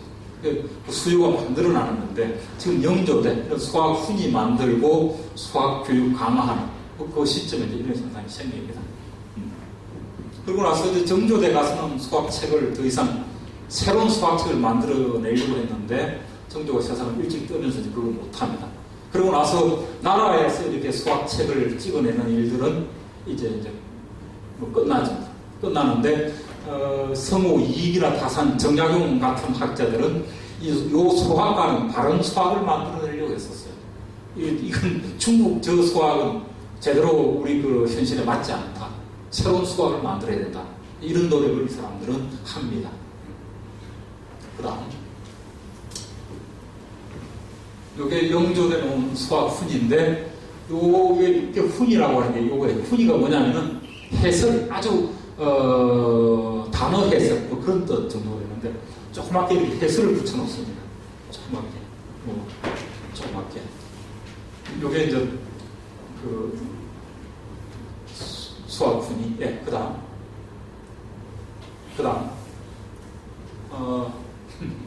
지금 이건 아주 재밌는 건데요. 그 조선 사람들이 이제 이런 책을 읽습니다. 지금 요거는 목판으로 된 책인데요. 쭉 읽어가는데 지금 수학 근사가 끝나고 지금 5 가는 그 내용인데 얼마나 지금 따분합니까? 재미없습니까? 이거 가다가 누가 낙서를 해놨어요. 요 낙서. 낙서를. 그 다음 넘겨보시죠. 안 돼요. 다시 돌아오세요. 이게 지금 뭐가 잘못되어버렸네. 저 글자가 좀 잘 보입니까? 잘 안 보이죠? 저 푸른색. 화살을 폈는데 수장, 하시, 독, 하시, 개독, 그렇게 써놨습니다. 무슨 뜻이겠어요? 수장, 하시, 개독. 이게 글자 떠야 되는데 지금 그게 괜히 죽어버렸네. 수장, 지금 앞으로 남아있는 게 여러 장이 남아있어요. 언제, 하식은 언제입니다. 언제, 개독 다 읽을까? 책을 읽다가 지겨워가지고, 앞으로 남아있는 저 여러 장, 언제 다 읽을까? 이게 낙서를 해놓습니다. 아마 여러분들 그 집에 있는 책들, 그런 낙서들, 요새는 애들 보니까 온통 만화로 가지고 이렇게 낙서를 하고 그러던데, 똑같은 지금 심정이죠. 수학 집중입니다. 실제 공부하는 모습을 들었습니다. 그 다음, 이것도 이제 한글로 필사를 하고 그 위에다가 아까 보여준 똑같습니다. 저런 식으로 지금 은혜를 붙여놨습니다. 이렇게 하면은 공부하는데 상당히 큰 도움을 받을 수가 있죠. 그 다음, 네, 넘어가죠. 그러니까 앞으로 넘어가죠. 이런 필사본들이, 그러니까 아까도 제가 말씀드렸습니다만, 필사본이 굉장히 많습니다. 그러니까 빌려다가 이렇게 뺏기거나, 필사한 걸 또 이렇게 팔거나, 그렇게 해가지고, 목판으로 되어 있는 것보다 필사본을 더 많이 보는, 그 다음, 지금, 수학 정신의 실천에서 경민표를 간행하고 보고하는 요 모습도 같이 지금 말씀드리고, 이게 수학은 이거는 그야말로 교재입니다. 교재예요. 교과서인데 요 수학의 내용을 교과서가 아니라 다른 형식으로 만들어서 조선 사람들이 일상 살아가는데 쓸 수 있도록 책을 만드는 이런 현상도 나타나는데, 그 대표적인 성과가 뭐냐면은 경민편입니다. 경민편. 지금 20분인데 아까 선생님께서 30분까지 했으면 좋겠습니다 그랬는데, 지금 30분까지 하면 이거 갖고 어림도 없을 것 같아요. 어떻게 우리가 한 5분 정도 쉬었다가 한 8시 한 50분이나 요쯤에서 맞춰도 되겠습니까? 괜찮겠습니까? 네, 그러면 한 5분 쉬도록 하겠습니다.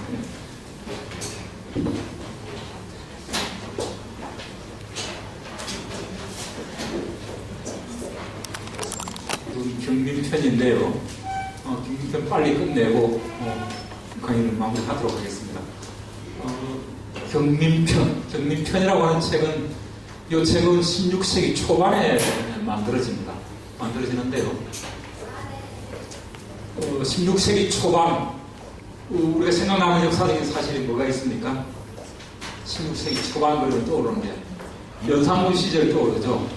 연산군 다음에 이제 중종 대가 펼쳐지고, 그 중종 관정이 일어나고 나서 한 10년 뒤에, 중종 관정이 일어나고 10년 뒤에 큰 세력을 이루면서 이제 등장하는 사람들, 조광조와 그 친구들이죠. 조광조, 우리가 흔히 이제 기묘살인 그렇게 얘기를 하는데, 조광조를 비롯한 아주 그 젊은 사람들, 이 사람들이 이제 그야말로 뭐라 그럴까, 비약적인 출세를 하면서 조선의 정치계를 이렇게 주무르기 시작합니다. 아주 젊은 사람들이었는데, 그 사람들이 한 힘썼던 시기를 보면은 4년, 5년 요 정도밖에 안 돼요.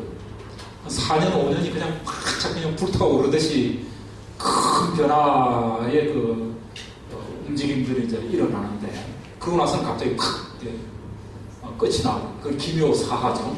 기묘사하로 이제 끝이 나버리고, 그리고 그 사람들은 뭐 대부분 죽거나 유배가거나 뭐 벼슬에서 쫓겨나거나 이런 그 일이 벌어지는데, 그 기묘살인, 조광조를 비롯한 기묘살인들이 가장 열심히 보급하려고 했던 게 뭐냐면은 소학입니다.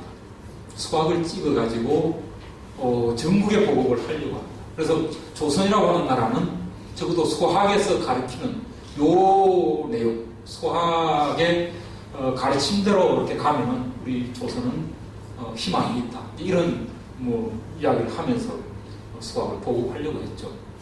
이때 조선 사회 수준이 대학이라든가 이렇게 사서삼경과 같은 높은 수준의 경전을 공부를 하고 있습니다만은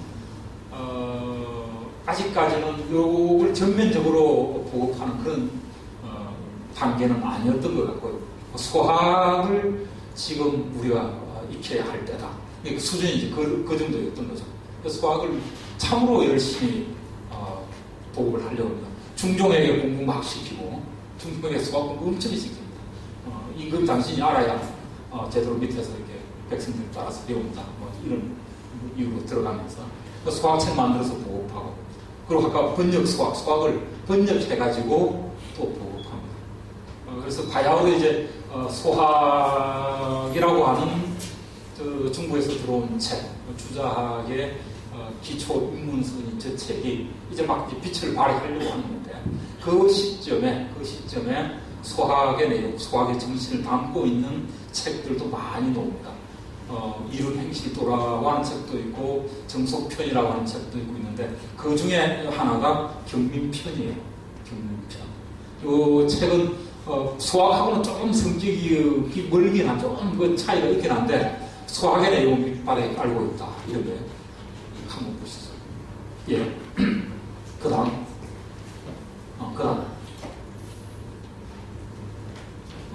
요 경민편하고 요 경민편은 책 모양이 좀 다르죠. 저 왼쪽에 있는 책은 16세기 말에 찍은 책입니다. 아까 제가 16세기 초반에 만들어졌다고 그랬죠. 그 16세기 초반에 만들어진 경민편은 남아있지는 않습니다.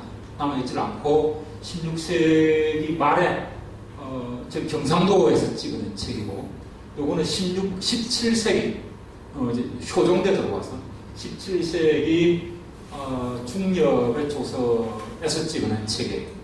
앞에 저 책은 목판이고, 요 책은 활자, 금속활자로 찍었어요. 그 다음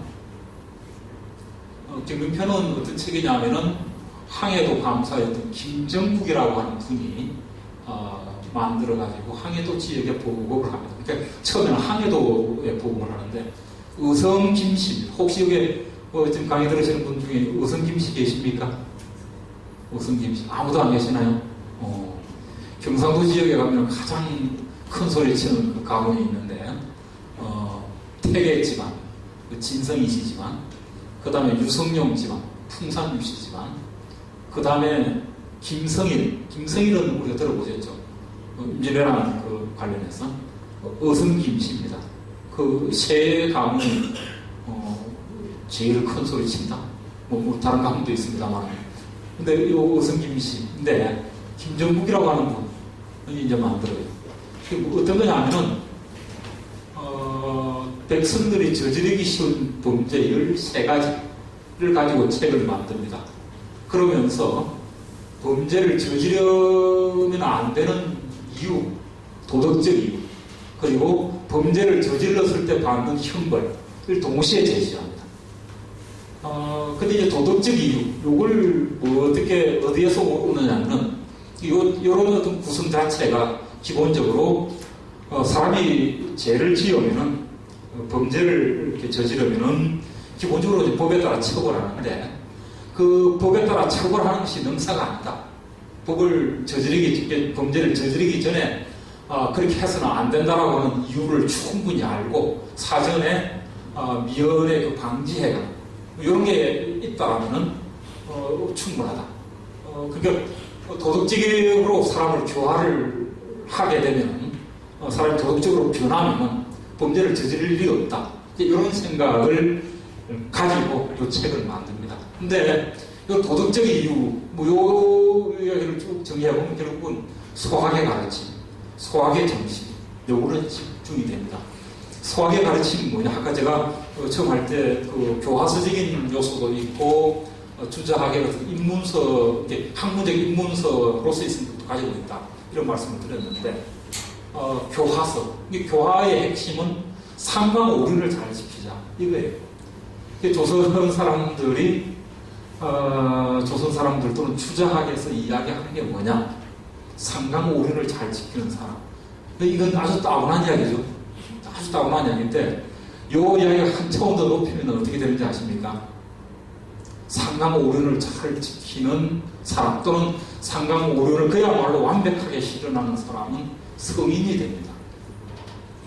성인이 됐나? 라고 이야기를 해요. 그래서 우리가 공부를 해가지고 주작을 제대로 익히고 그리고 그걸 일상생활 속에서 실천하고 이렇게 살게 되면은 그 핵심은 상강오륜을 잘 지키는 건데 도덕적인 인간으로 살아가는데 그걸 완벽하게 하면은 성인이 된다라고요. 우리 같은 그 중인 일반인도 그 높은 지위에 성인이 될 수 있다. 지금 제가 상강오륜을 지킨다라고 하는 이런 이야기를 하다가 그거 빼버리고 성인이 될 수 있다라고 말을 바꾸었습니다. 상강오륜을 잘 지키는 사람, 도덕적으로 완벽한 사람이 되면은 성인이 될 수 있다. 일반 사람도 성인이 될 수 있다. 아까 제가 처음에 주작의 매력이 뭘까? 이런 말씀을 했었죠. 주작을 공부하는 사람들은 도대체 무엇에 저렇게 빠져가지고 어떤 이유에 이렇게 어떤 요소에 이렇게 푹 빠져서 좀 평생을 바쳐서 공부를 하게 된다. 그게 뭐냐? 누구든지 성인이 될 수 있다. 내가 제대로 공부하고 제대로 실천하고 살면은 성인이 될 수 있다. 그래서 율곡이가 그런 이야기를 해요. 경몽요결의 제일 첫머리에 입지라고 하는 편을 만들어서 입지, 뜻을 세운다 이런 뜻이죠. 입지를 만들었는데 그 입지의 내용이 뭐냐면은 나는 이 공부 끝에 반드시 성인이 될 것이다 라는 것을 자기 스스로 약속하는 그런 내용이 실려요. 그 누구든지 나같이 이렇게 그 보잘것없는 사람도 이 공부를 마치고 나면 제대로 하면은 성인이 될 수 있다. 요 이야기 여러분들 실감나게 들어오십니까? 오늘날 우리 그러니까 요 이야기는 율곡 2의 이야기입니다만은 주작의 이야기를 그렇게 한 거예요. 주작을 공부하는 사람들의 기본적인 목표가 뭐냐? 내가 성인이 되는 거예요. 성인이 되면은 상강오륜과 같은 이런 도덕적인 삶이라고 하는 건 이거는 기본이 되는 거죠. 기본인데 성인이 목표예요. 성인이 되면은 상강오륜을 그냥 따라오는 거고 상강오륜을 열심히 하면 성인이 되는 건데 성인을 목표로 둔다. 여러분들의 삶의 목표는 뭘까요? 우리 오늘날 20세기, 21세기 한국 사회 또는 요 전 세계인들에게서 어떤 그 종교를 통해서든 어느 사상을 통해서든 나름대로 삶의 목표를 설정하고 살아가는데 그 목표가 있을 거예요. 여러분들은 뭐인지 모르겠습니다만 지금 주자에서는 성인이 되라고 이야기를 합니다. 이거는 그야말로 혁명적인 이야기예요. 요 앉아 계신 모든 분들이 성인이 될 수 있도록 이야기를 합니다. 성인이 될 수 있다. 그리고 그 성인이 누구나 될 수 있지만은 되는 과정은 쉽지 않다.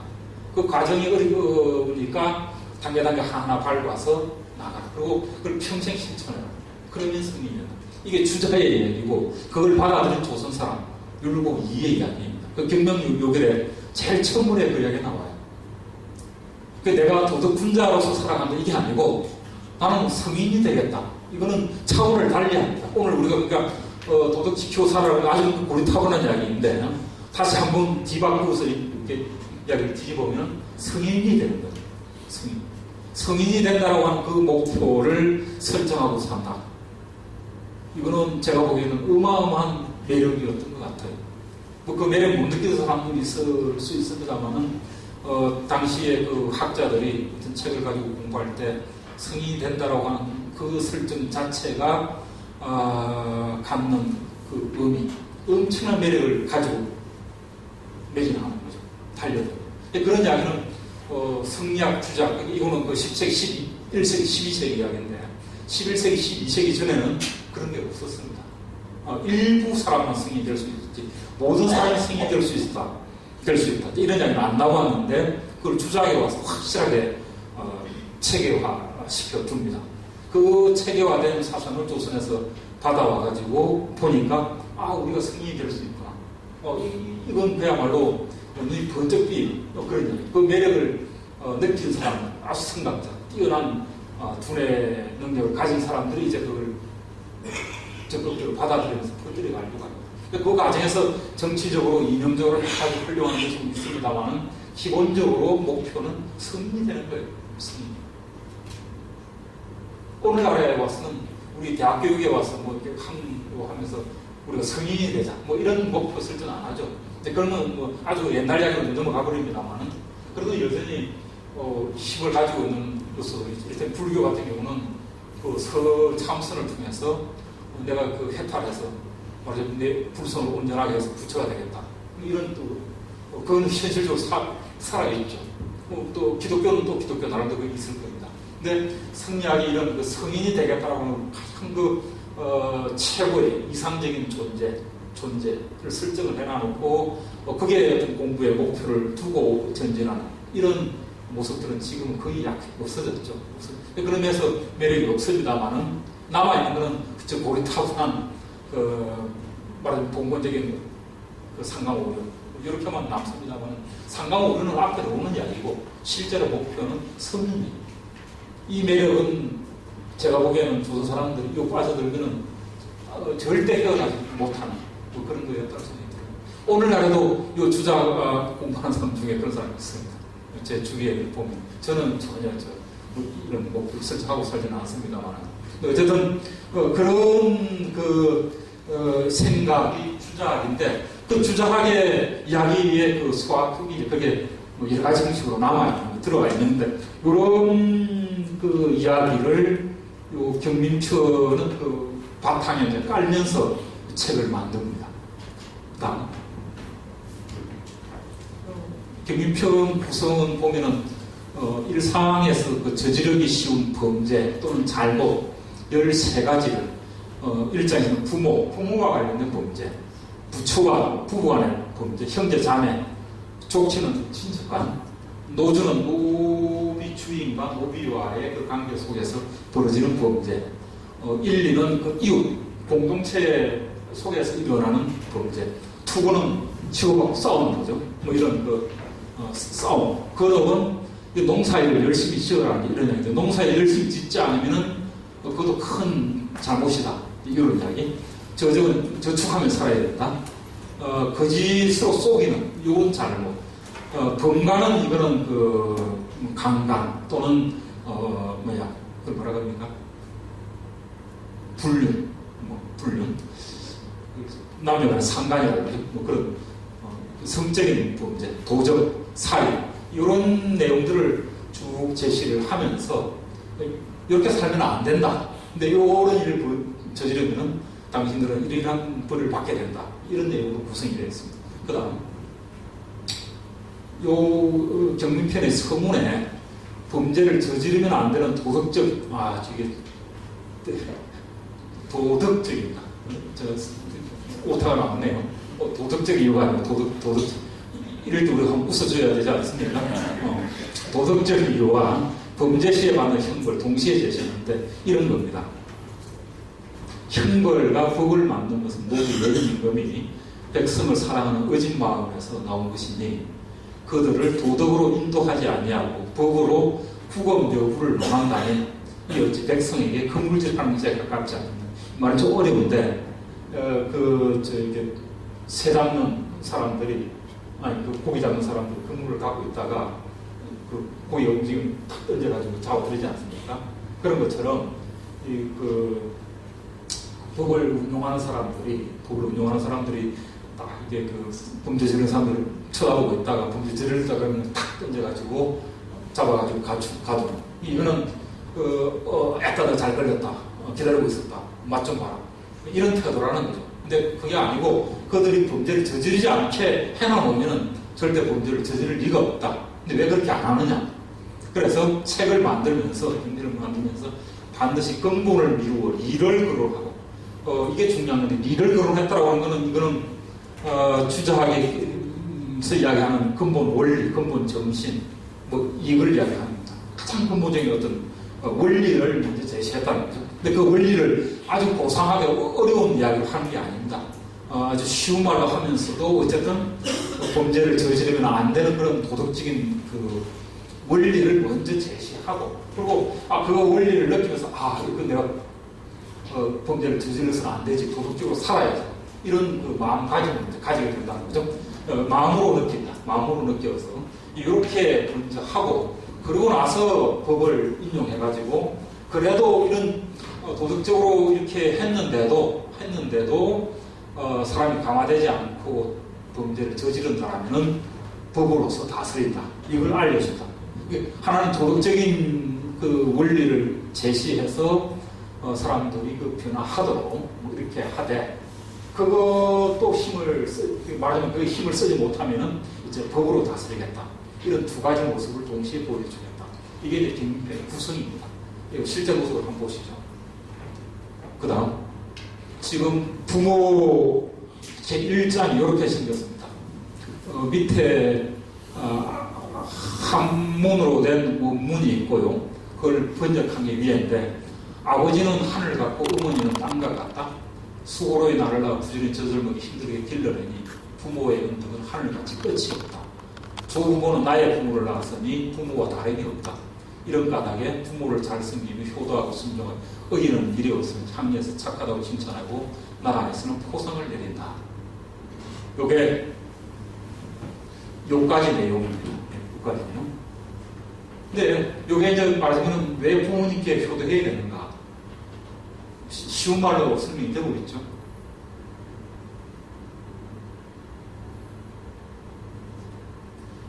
수고로의 나를 낳아 부지런히 젖먹여 힘들게 길러내니 그 부모 운동은 하늘같이 끝이 없다. 이게 핵심입니다. 그러니까 효도해야 돼요. 근데 이런 효도 안 하고 조부모와 부모를 의도하여, 이게 의도적으로 지금 능지처사 하고, 조부모와 부모를 때리면 목을 베는 힘을 내리고, 조부모와 부모를 굳이 목매달아주는 힘을 내린다. 가르쳐 일을 그러니까 부모들이 시키는 일을 하지 않고 힘써 공략하지 않으면 장백대를 친다. 이게 법이에요. 이 법은 조선에서 시행되는 법입니까? 아닌 법일까? 이건 그냥 음포일까? 이거 아닐까요? 조선에서는 이 법이 실제 시행됩니다. 조선에 이게 법률 규정이 있어요. 이 조선에서 이 시기에 활용했던 법은 대명률이라고 해가지고 중국 명나라에서 가지고 법률을 씁니다. 근데 중국 명나라 법률이 어마어마하게 무거워요. 무섭습니다. 지금 조부모와 부모를 의도적으로 해서 죽인다 그러면 민지처사한다. 저는 그 처형 중에 가장 참혹한 처형이죠. 그리고 욕하고 때렸다고 해가지고 목을 베는 형벌. 이건 말할 수 없이 뭐랄까 엄중한, 오늘날로 보면 도저히 이해가 안 되는 그런 법인데, 조선에서는 저렇게 시행을 하고 있습니다. 중국에서 가져왔어요. 그런데 이런 법에 우리가 조선 사람들은 늘 이렇게 빠질 수 있는, 그리고 이런 법에 처벌받을 수 있는 상황이라고 하죠. 이게 빠지지 않으면 어떻게 해야 되느냐. 이런 기본적인 같은 상황, 원리, 부자 간에, 부모 자식 간에 그런 관계를 도덕적으로 이해한다라면 이런 일을 저지를 리가 없다. 이렇게 구성으로 계속 13장이 이렇게 전개가 됩니다. 그 다음에 조선에서 시행했던 법을 보통 5형이라고 합니다. 5형이라고 그러는데 태형, 장형, 도형, 유형, 사형, 이렇게 5등급으로 나뉘어지는데, 그 5등급에 또 제마다 또 등급이 또 있고 그렇습니다. 상당히 복잡한데요. 태형 같은 경우는 가장 가벼운 게 10대 맞는 거고, 가장 무거운 게 50대 맞는 거, 이렇게 되죠. 사형 같은 경우는 교형은 목을 졸라 죽이는 거고, 차명은 목을 베는 거죠. 근데 사형도 교형하고 차명은 급이 달라서 차명이 더 무겁게. 근데 교형 같은 경우는 일단 사지가 온전히 유지가 되니까 사형 중에서도 좀 가벼워. 이제 이런 식으로 해가지고 처벌을 합니다. 근데 이런 처벌이 지금 일단은 백성들이 아는 사람도 있고 이제 모르는 사람도 있을 건데, 경비편에 이걸 담아가지고 퍼뜨리는 거죠. 그 다음. 그 다음. 어디 갔어? 여기 지금 요 같은 경우는 지금 차명이죠. 차명. 이거는 그 19세기 말에 그려진 풍속도인데, 여전히 조선에서는 저런 식의 차명이.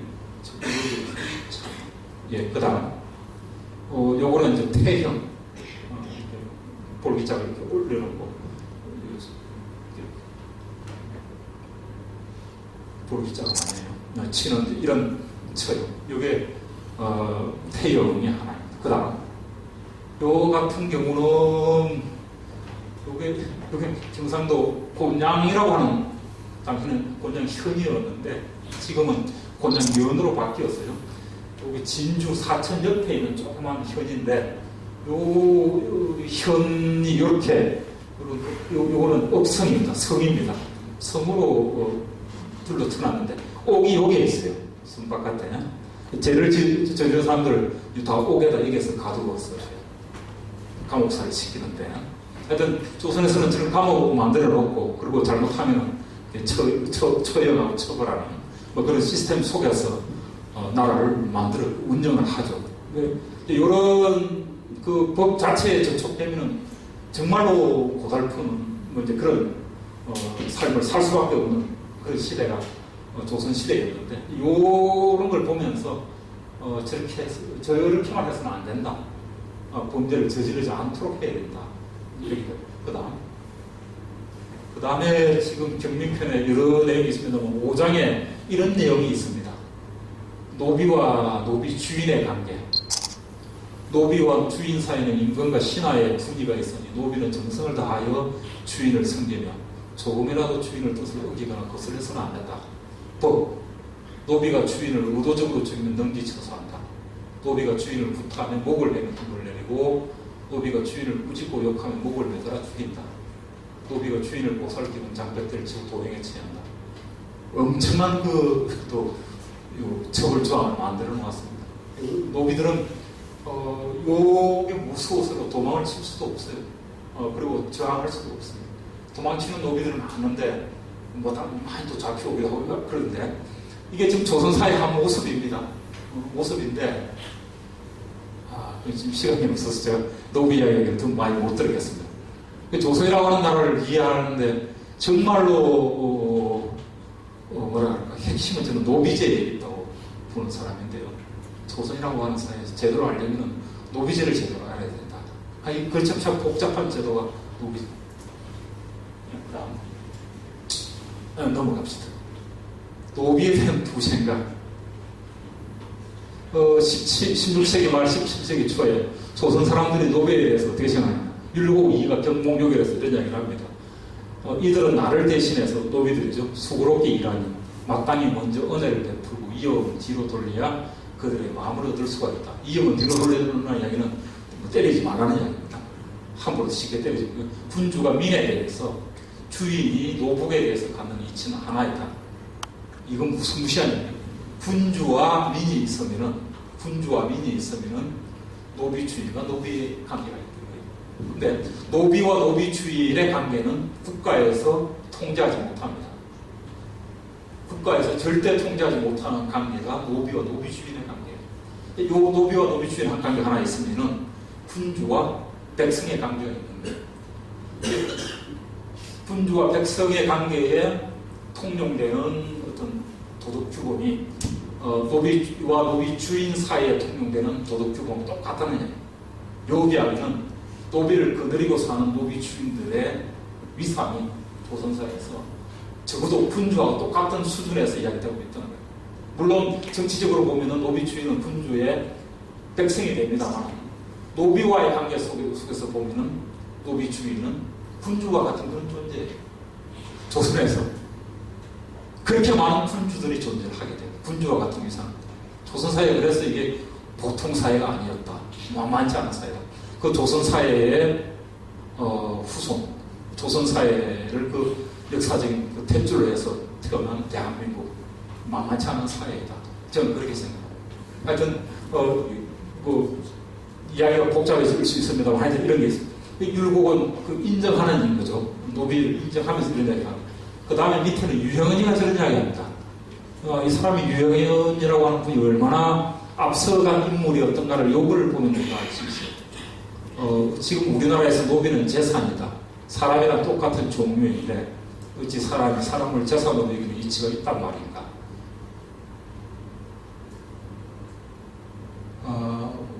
지금 우리나라 풍속은 어떤 사람의 재산을 물을 경우 반드시 노비와 토지로서 대답한다. 여기서 이 법의 잘못과 풍속의 폐단을 볼 수 있다. 그 유행은 노비제로 세야 된다고 얘기합니다. 사람이 어떻게 그 사람을 재산으로 쓸 수가 있는가, 소유할 수 있는가.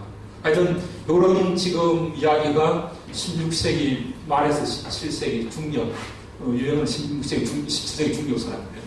이런 이야기가 논의가 됩니다만 어쨌든 요 노비의 이야기가 결국은 하여튼 조선을 끌고 나가는 중요한 힘 중에 하나였던 거죠. 어떻게 잘 끌고 갈 것인가 이런 이야기를 경륜편은 하고 있고 그 뒤에 율곡이도 똑같이 하고 있습니다. 조선이 끝날 때까지 그대로 가죠. 그 다음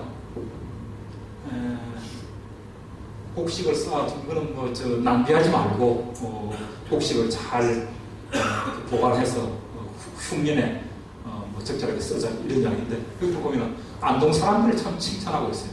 안동 사람들은 이번 가을에 수확하면 내년 봄과 여름에 먹을 것을 계산 따로 떼어내고 단단히 보관하고 나머지 곡식은 아껴먹는 참 모범적인 그런 사람들. 반면에 북도지방 사람들, 요즘 평양 쪽 같아요. 북도지방 사람들은 가을 그 적시로 마음껏 먹으면 절제하지 않는다. 떡 마음대로 해서 먹고 아침에 배불리 먹지만 저녁에 줄일 것은 계산하지 않는다. 이런 거 해서는 안 된다라고 이야기를 합니다. 그 다음에 남녀간의 감통. 이것도 네. 그 다음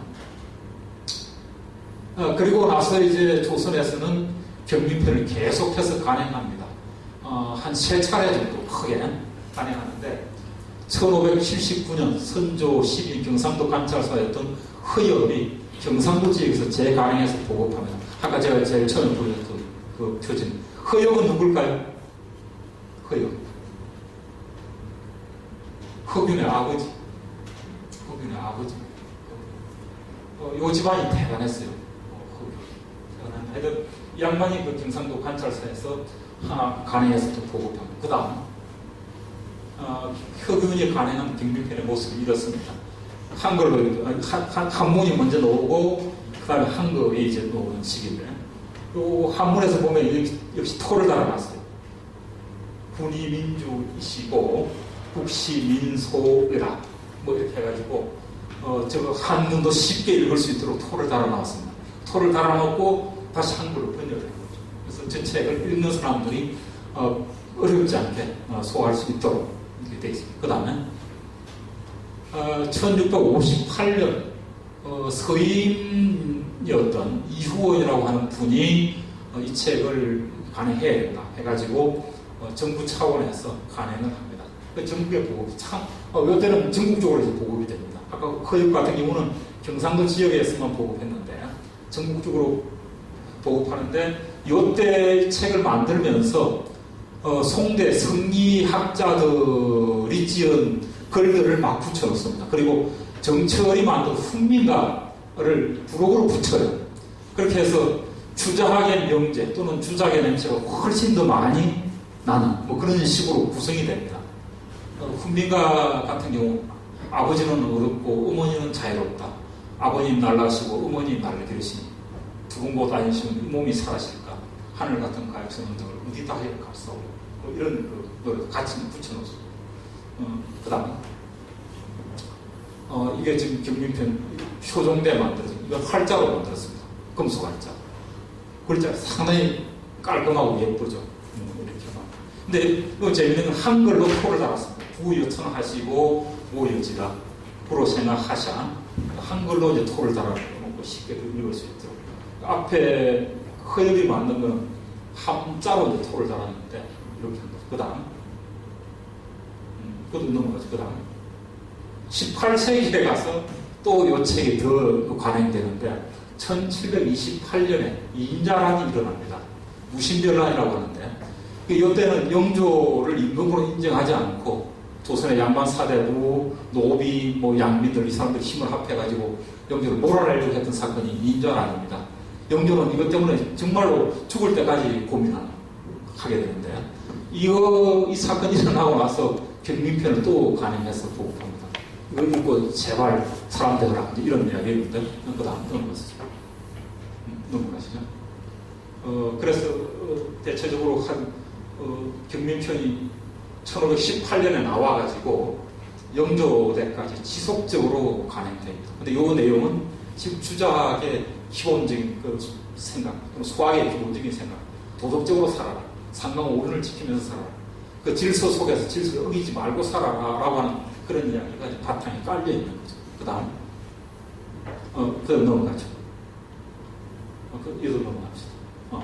경민편이 보급되는 그 흐름을 한번 이게 지도로 보면 쉽게 들어오는데, 그 다음, 지금 1518년에 항해도 이 한 지역에서 나타납니다. 그 다음에 이제 1579년에 경상도에서 간행이 되죠. 그 다음, 그러고 나서는 1658년이 조선 전역으로 확대가 됩니다. 지금 1658년 저 시점이 언제냐 하면, 그러니까 소학 집주가 조선에서 널리 퍼지는 게 17세기 말이라고 그랬죠. 한 30년, 한 20년 정도 차이 나는데, 30년. 그 시점, 17세기 중후반 요때 되면서 조선사회가 이제 주작의 세계로 확 휩쓸려 들어갑니다. 온통 이제 주작을 앞에 놓고 끌고 가는데, 그 다음. 21세기 초에는 경민편이 이렇게 해서, 제가 재작년에 한번 만들어서 이렇게 책을 만들어 보았습니다. 그 다음.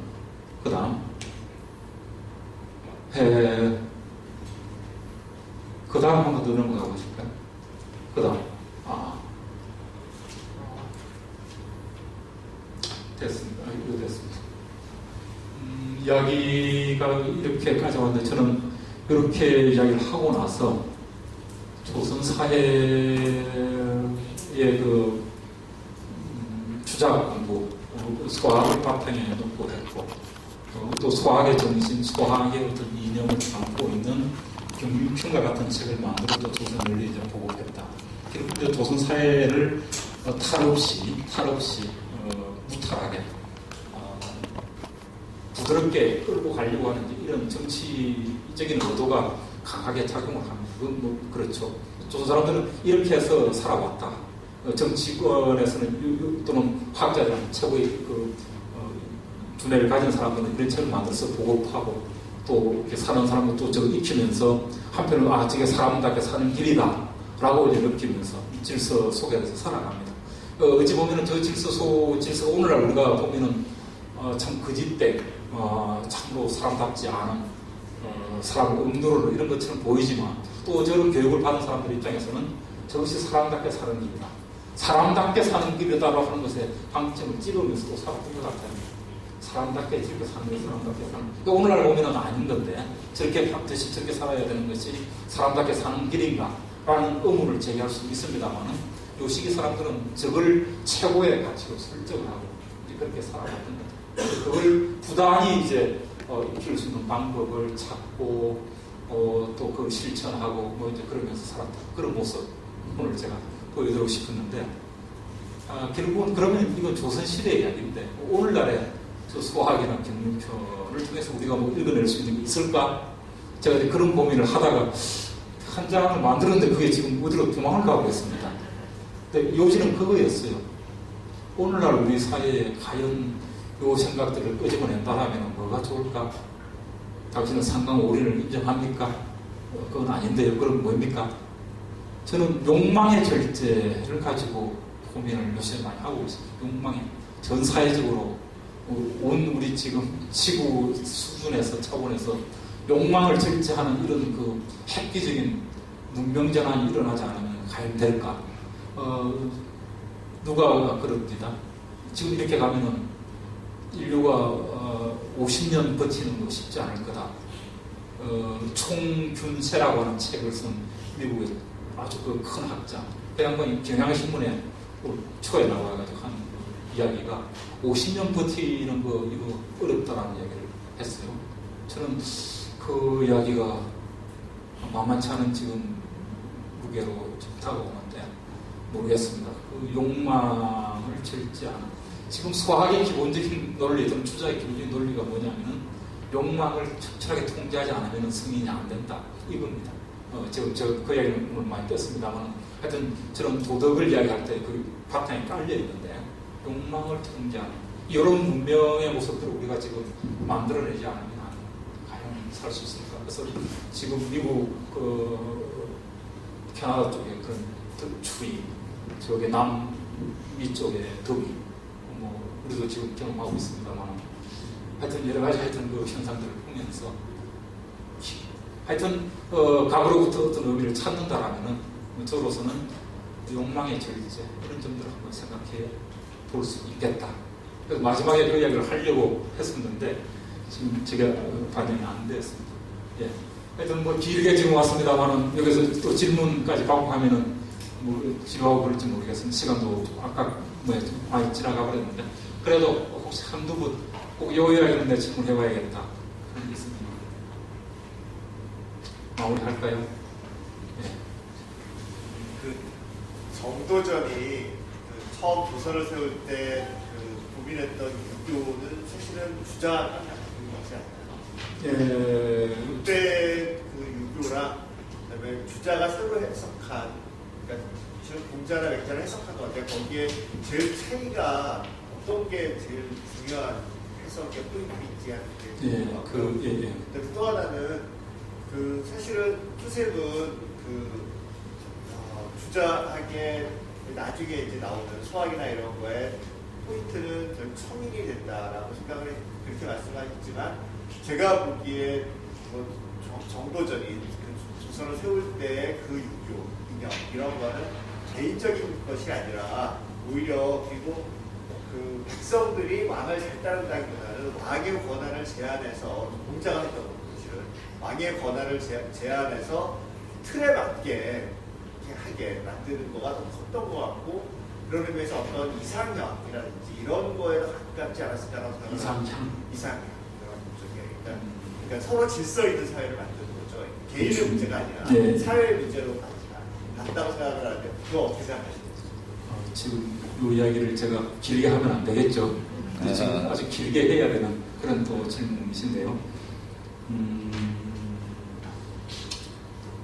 차이는 일단 그 정도전과 정도전은 주자의 영향을 받았습니다만은 주자의 핵심을 받아들였던 것 같지는 않습니다. 이 핵심은 뭐냐면은 아까 율곡이가 이야기했던 누구나 성인이 될 수 있다.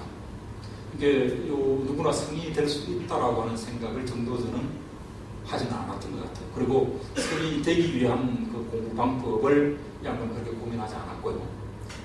정도전 글을 읽어보면은 성인이 되기 위한 과정으로서 이야기되는 것 중에 하나가 자기 마음을 어떻게 통제할 것인가, 내 마음 속에 들어있는 그 악마와 같은 이런 것들 끓는 요소를 어떻게 통제할 것인가, 이걸 죽여야 내가 그 다음 단계로 넘어갈 수 있다고 하는데 주작에 빨리 율곡도 받아들였는데 그게 16세기 중후반 이후 조선 사상계의 가장 큰 고민이 됩니다. 그 문제를 놓고 이론화시켜가는 작업을 합니다. 정도전은 그걸 하지 않았어요. 그 이야기를 하지 않았다는 이야기는 그 주작의 핵심을 안 받아들였다는 이야기가 되겠죠.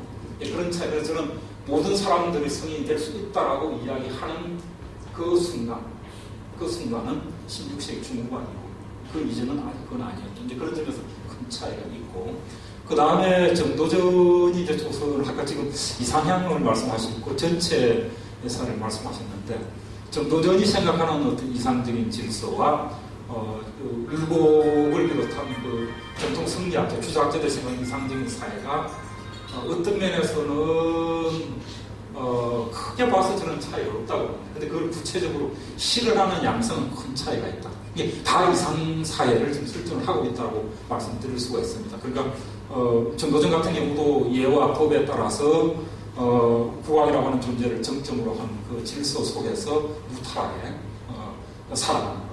그리고 그로부터 말하자면 삶의 기본적인 그 욕구, 모든 사람들의 기본적인 욕구를 충족시킬 수 있는 어떤 그 질서, 체제, 요걸 이제 정도전이 꼭 고민하고 있었던 것 같아요.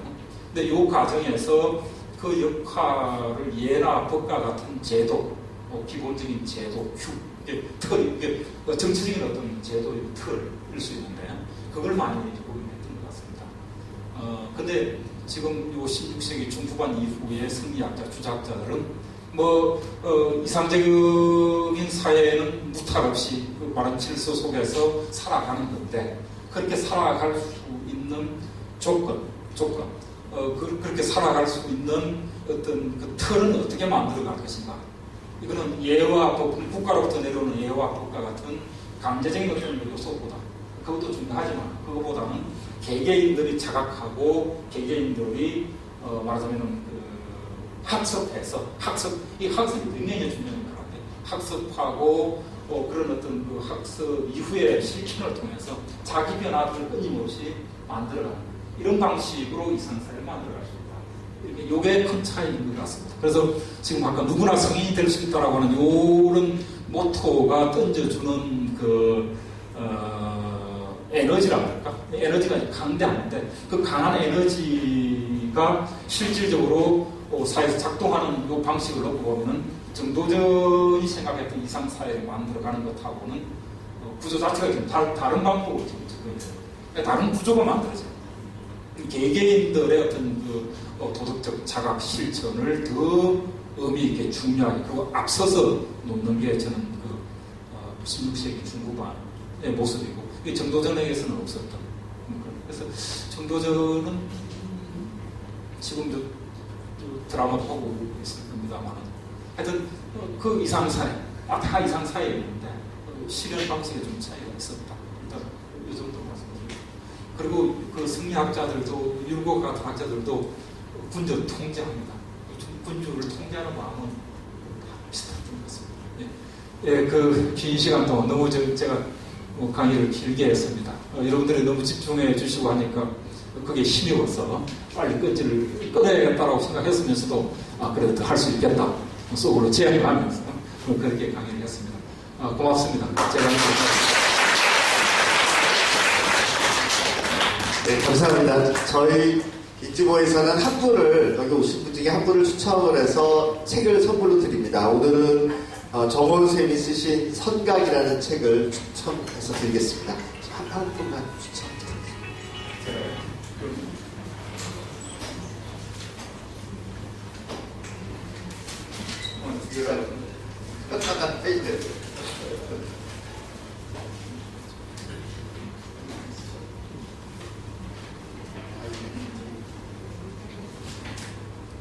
제가 할까요?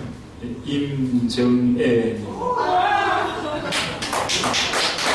아마 저 두 분 중에 한 분은 남자분이었던 것 같은데, 미안합니다. 네, 축하드립니다.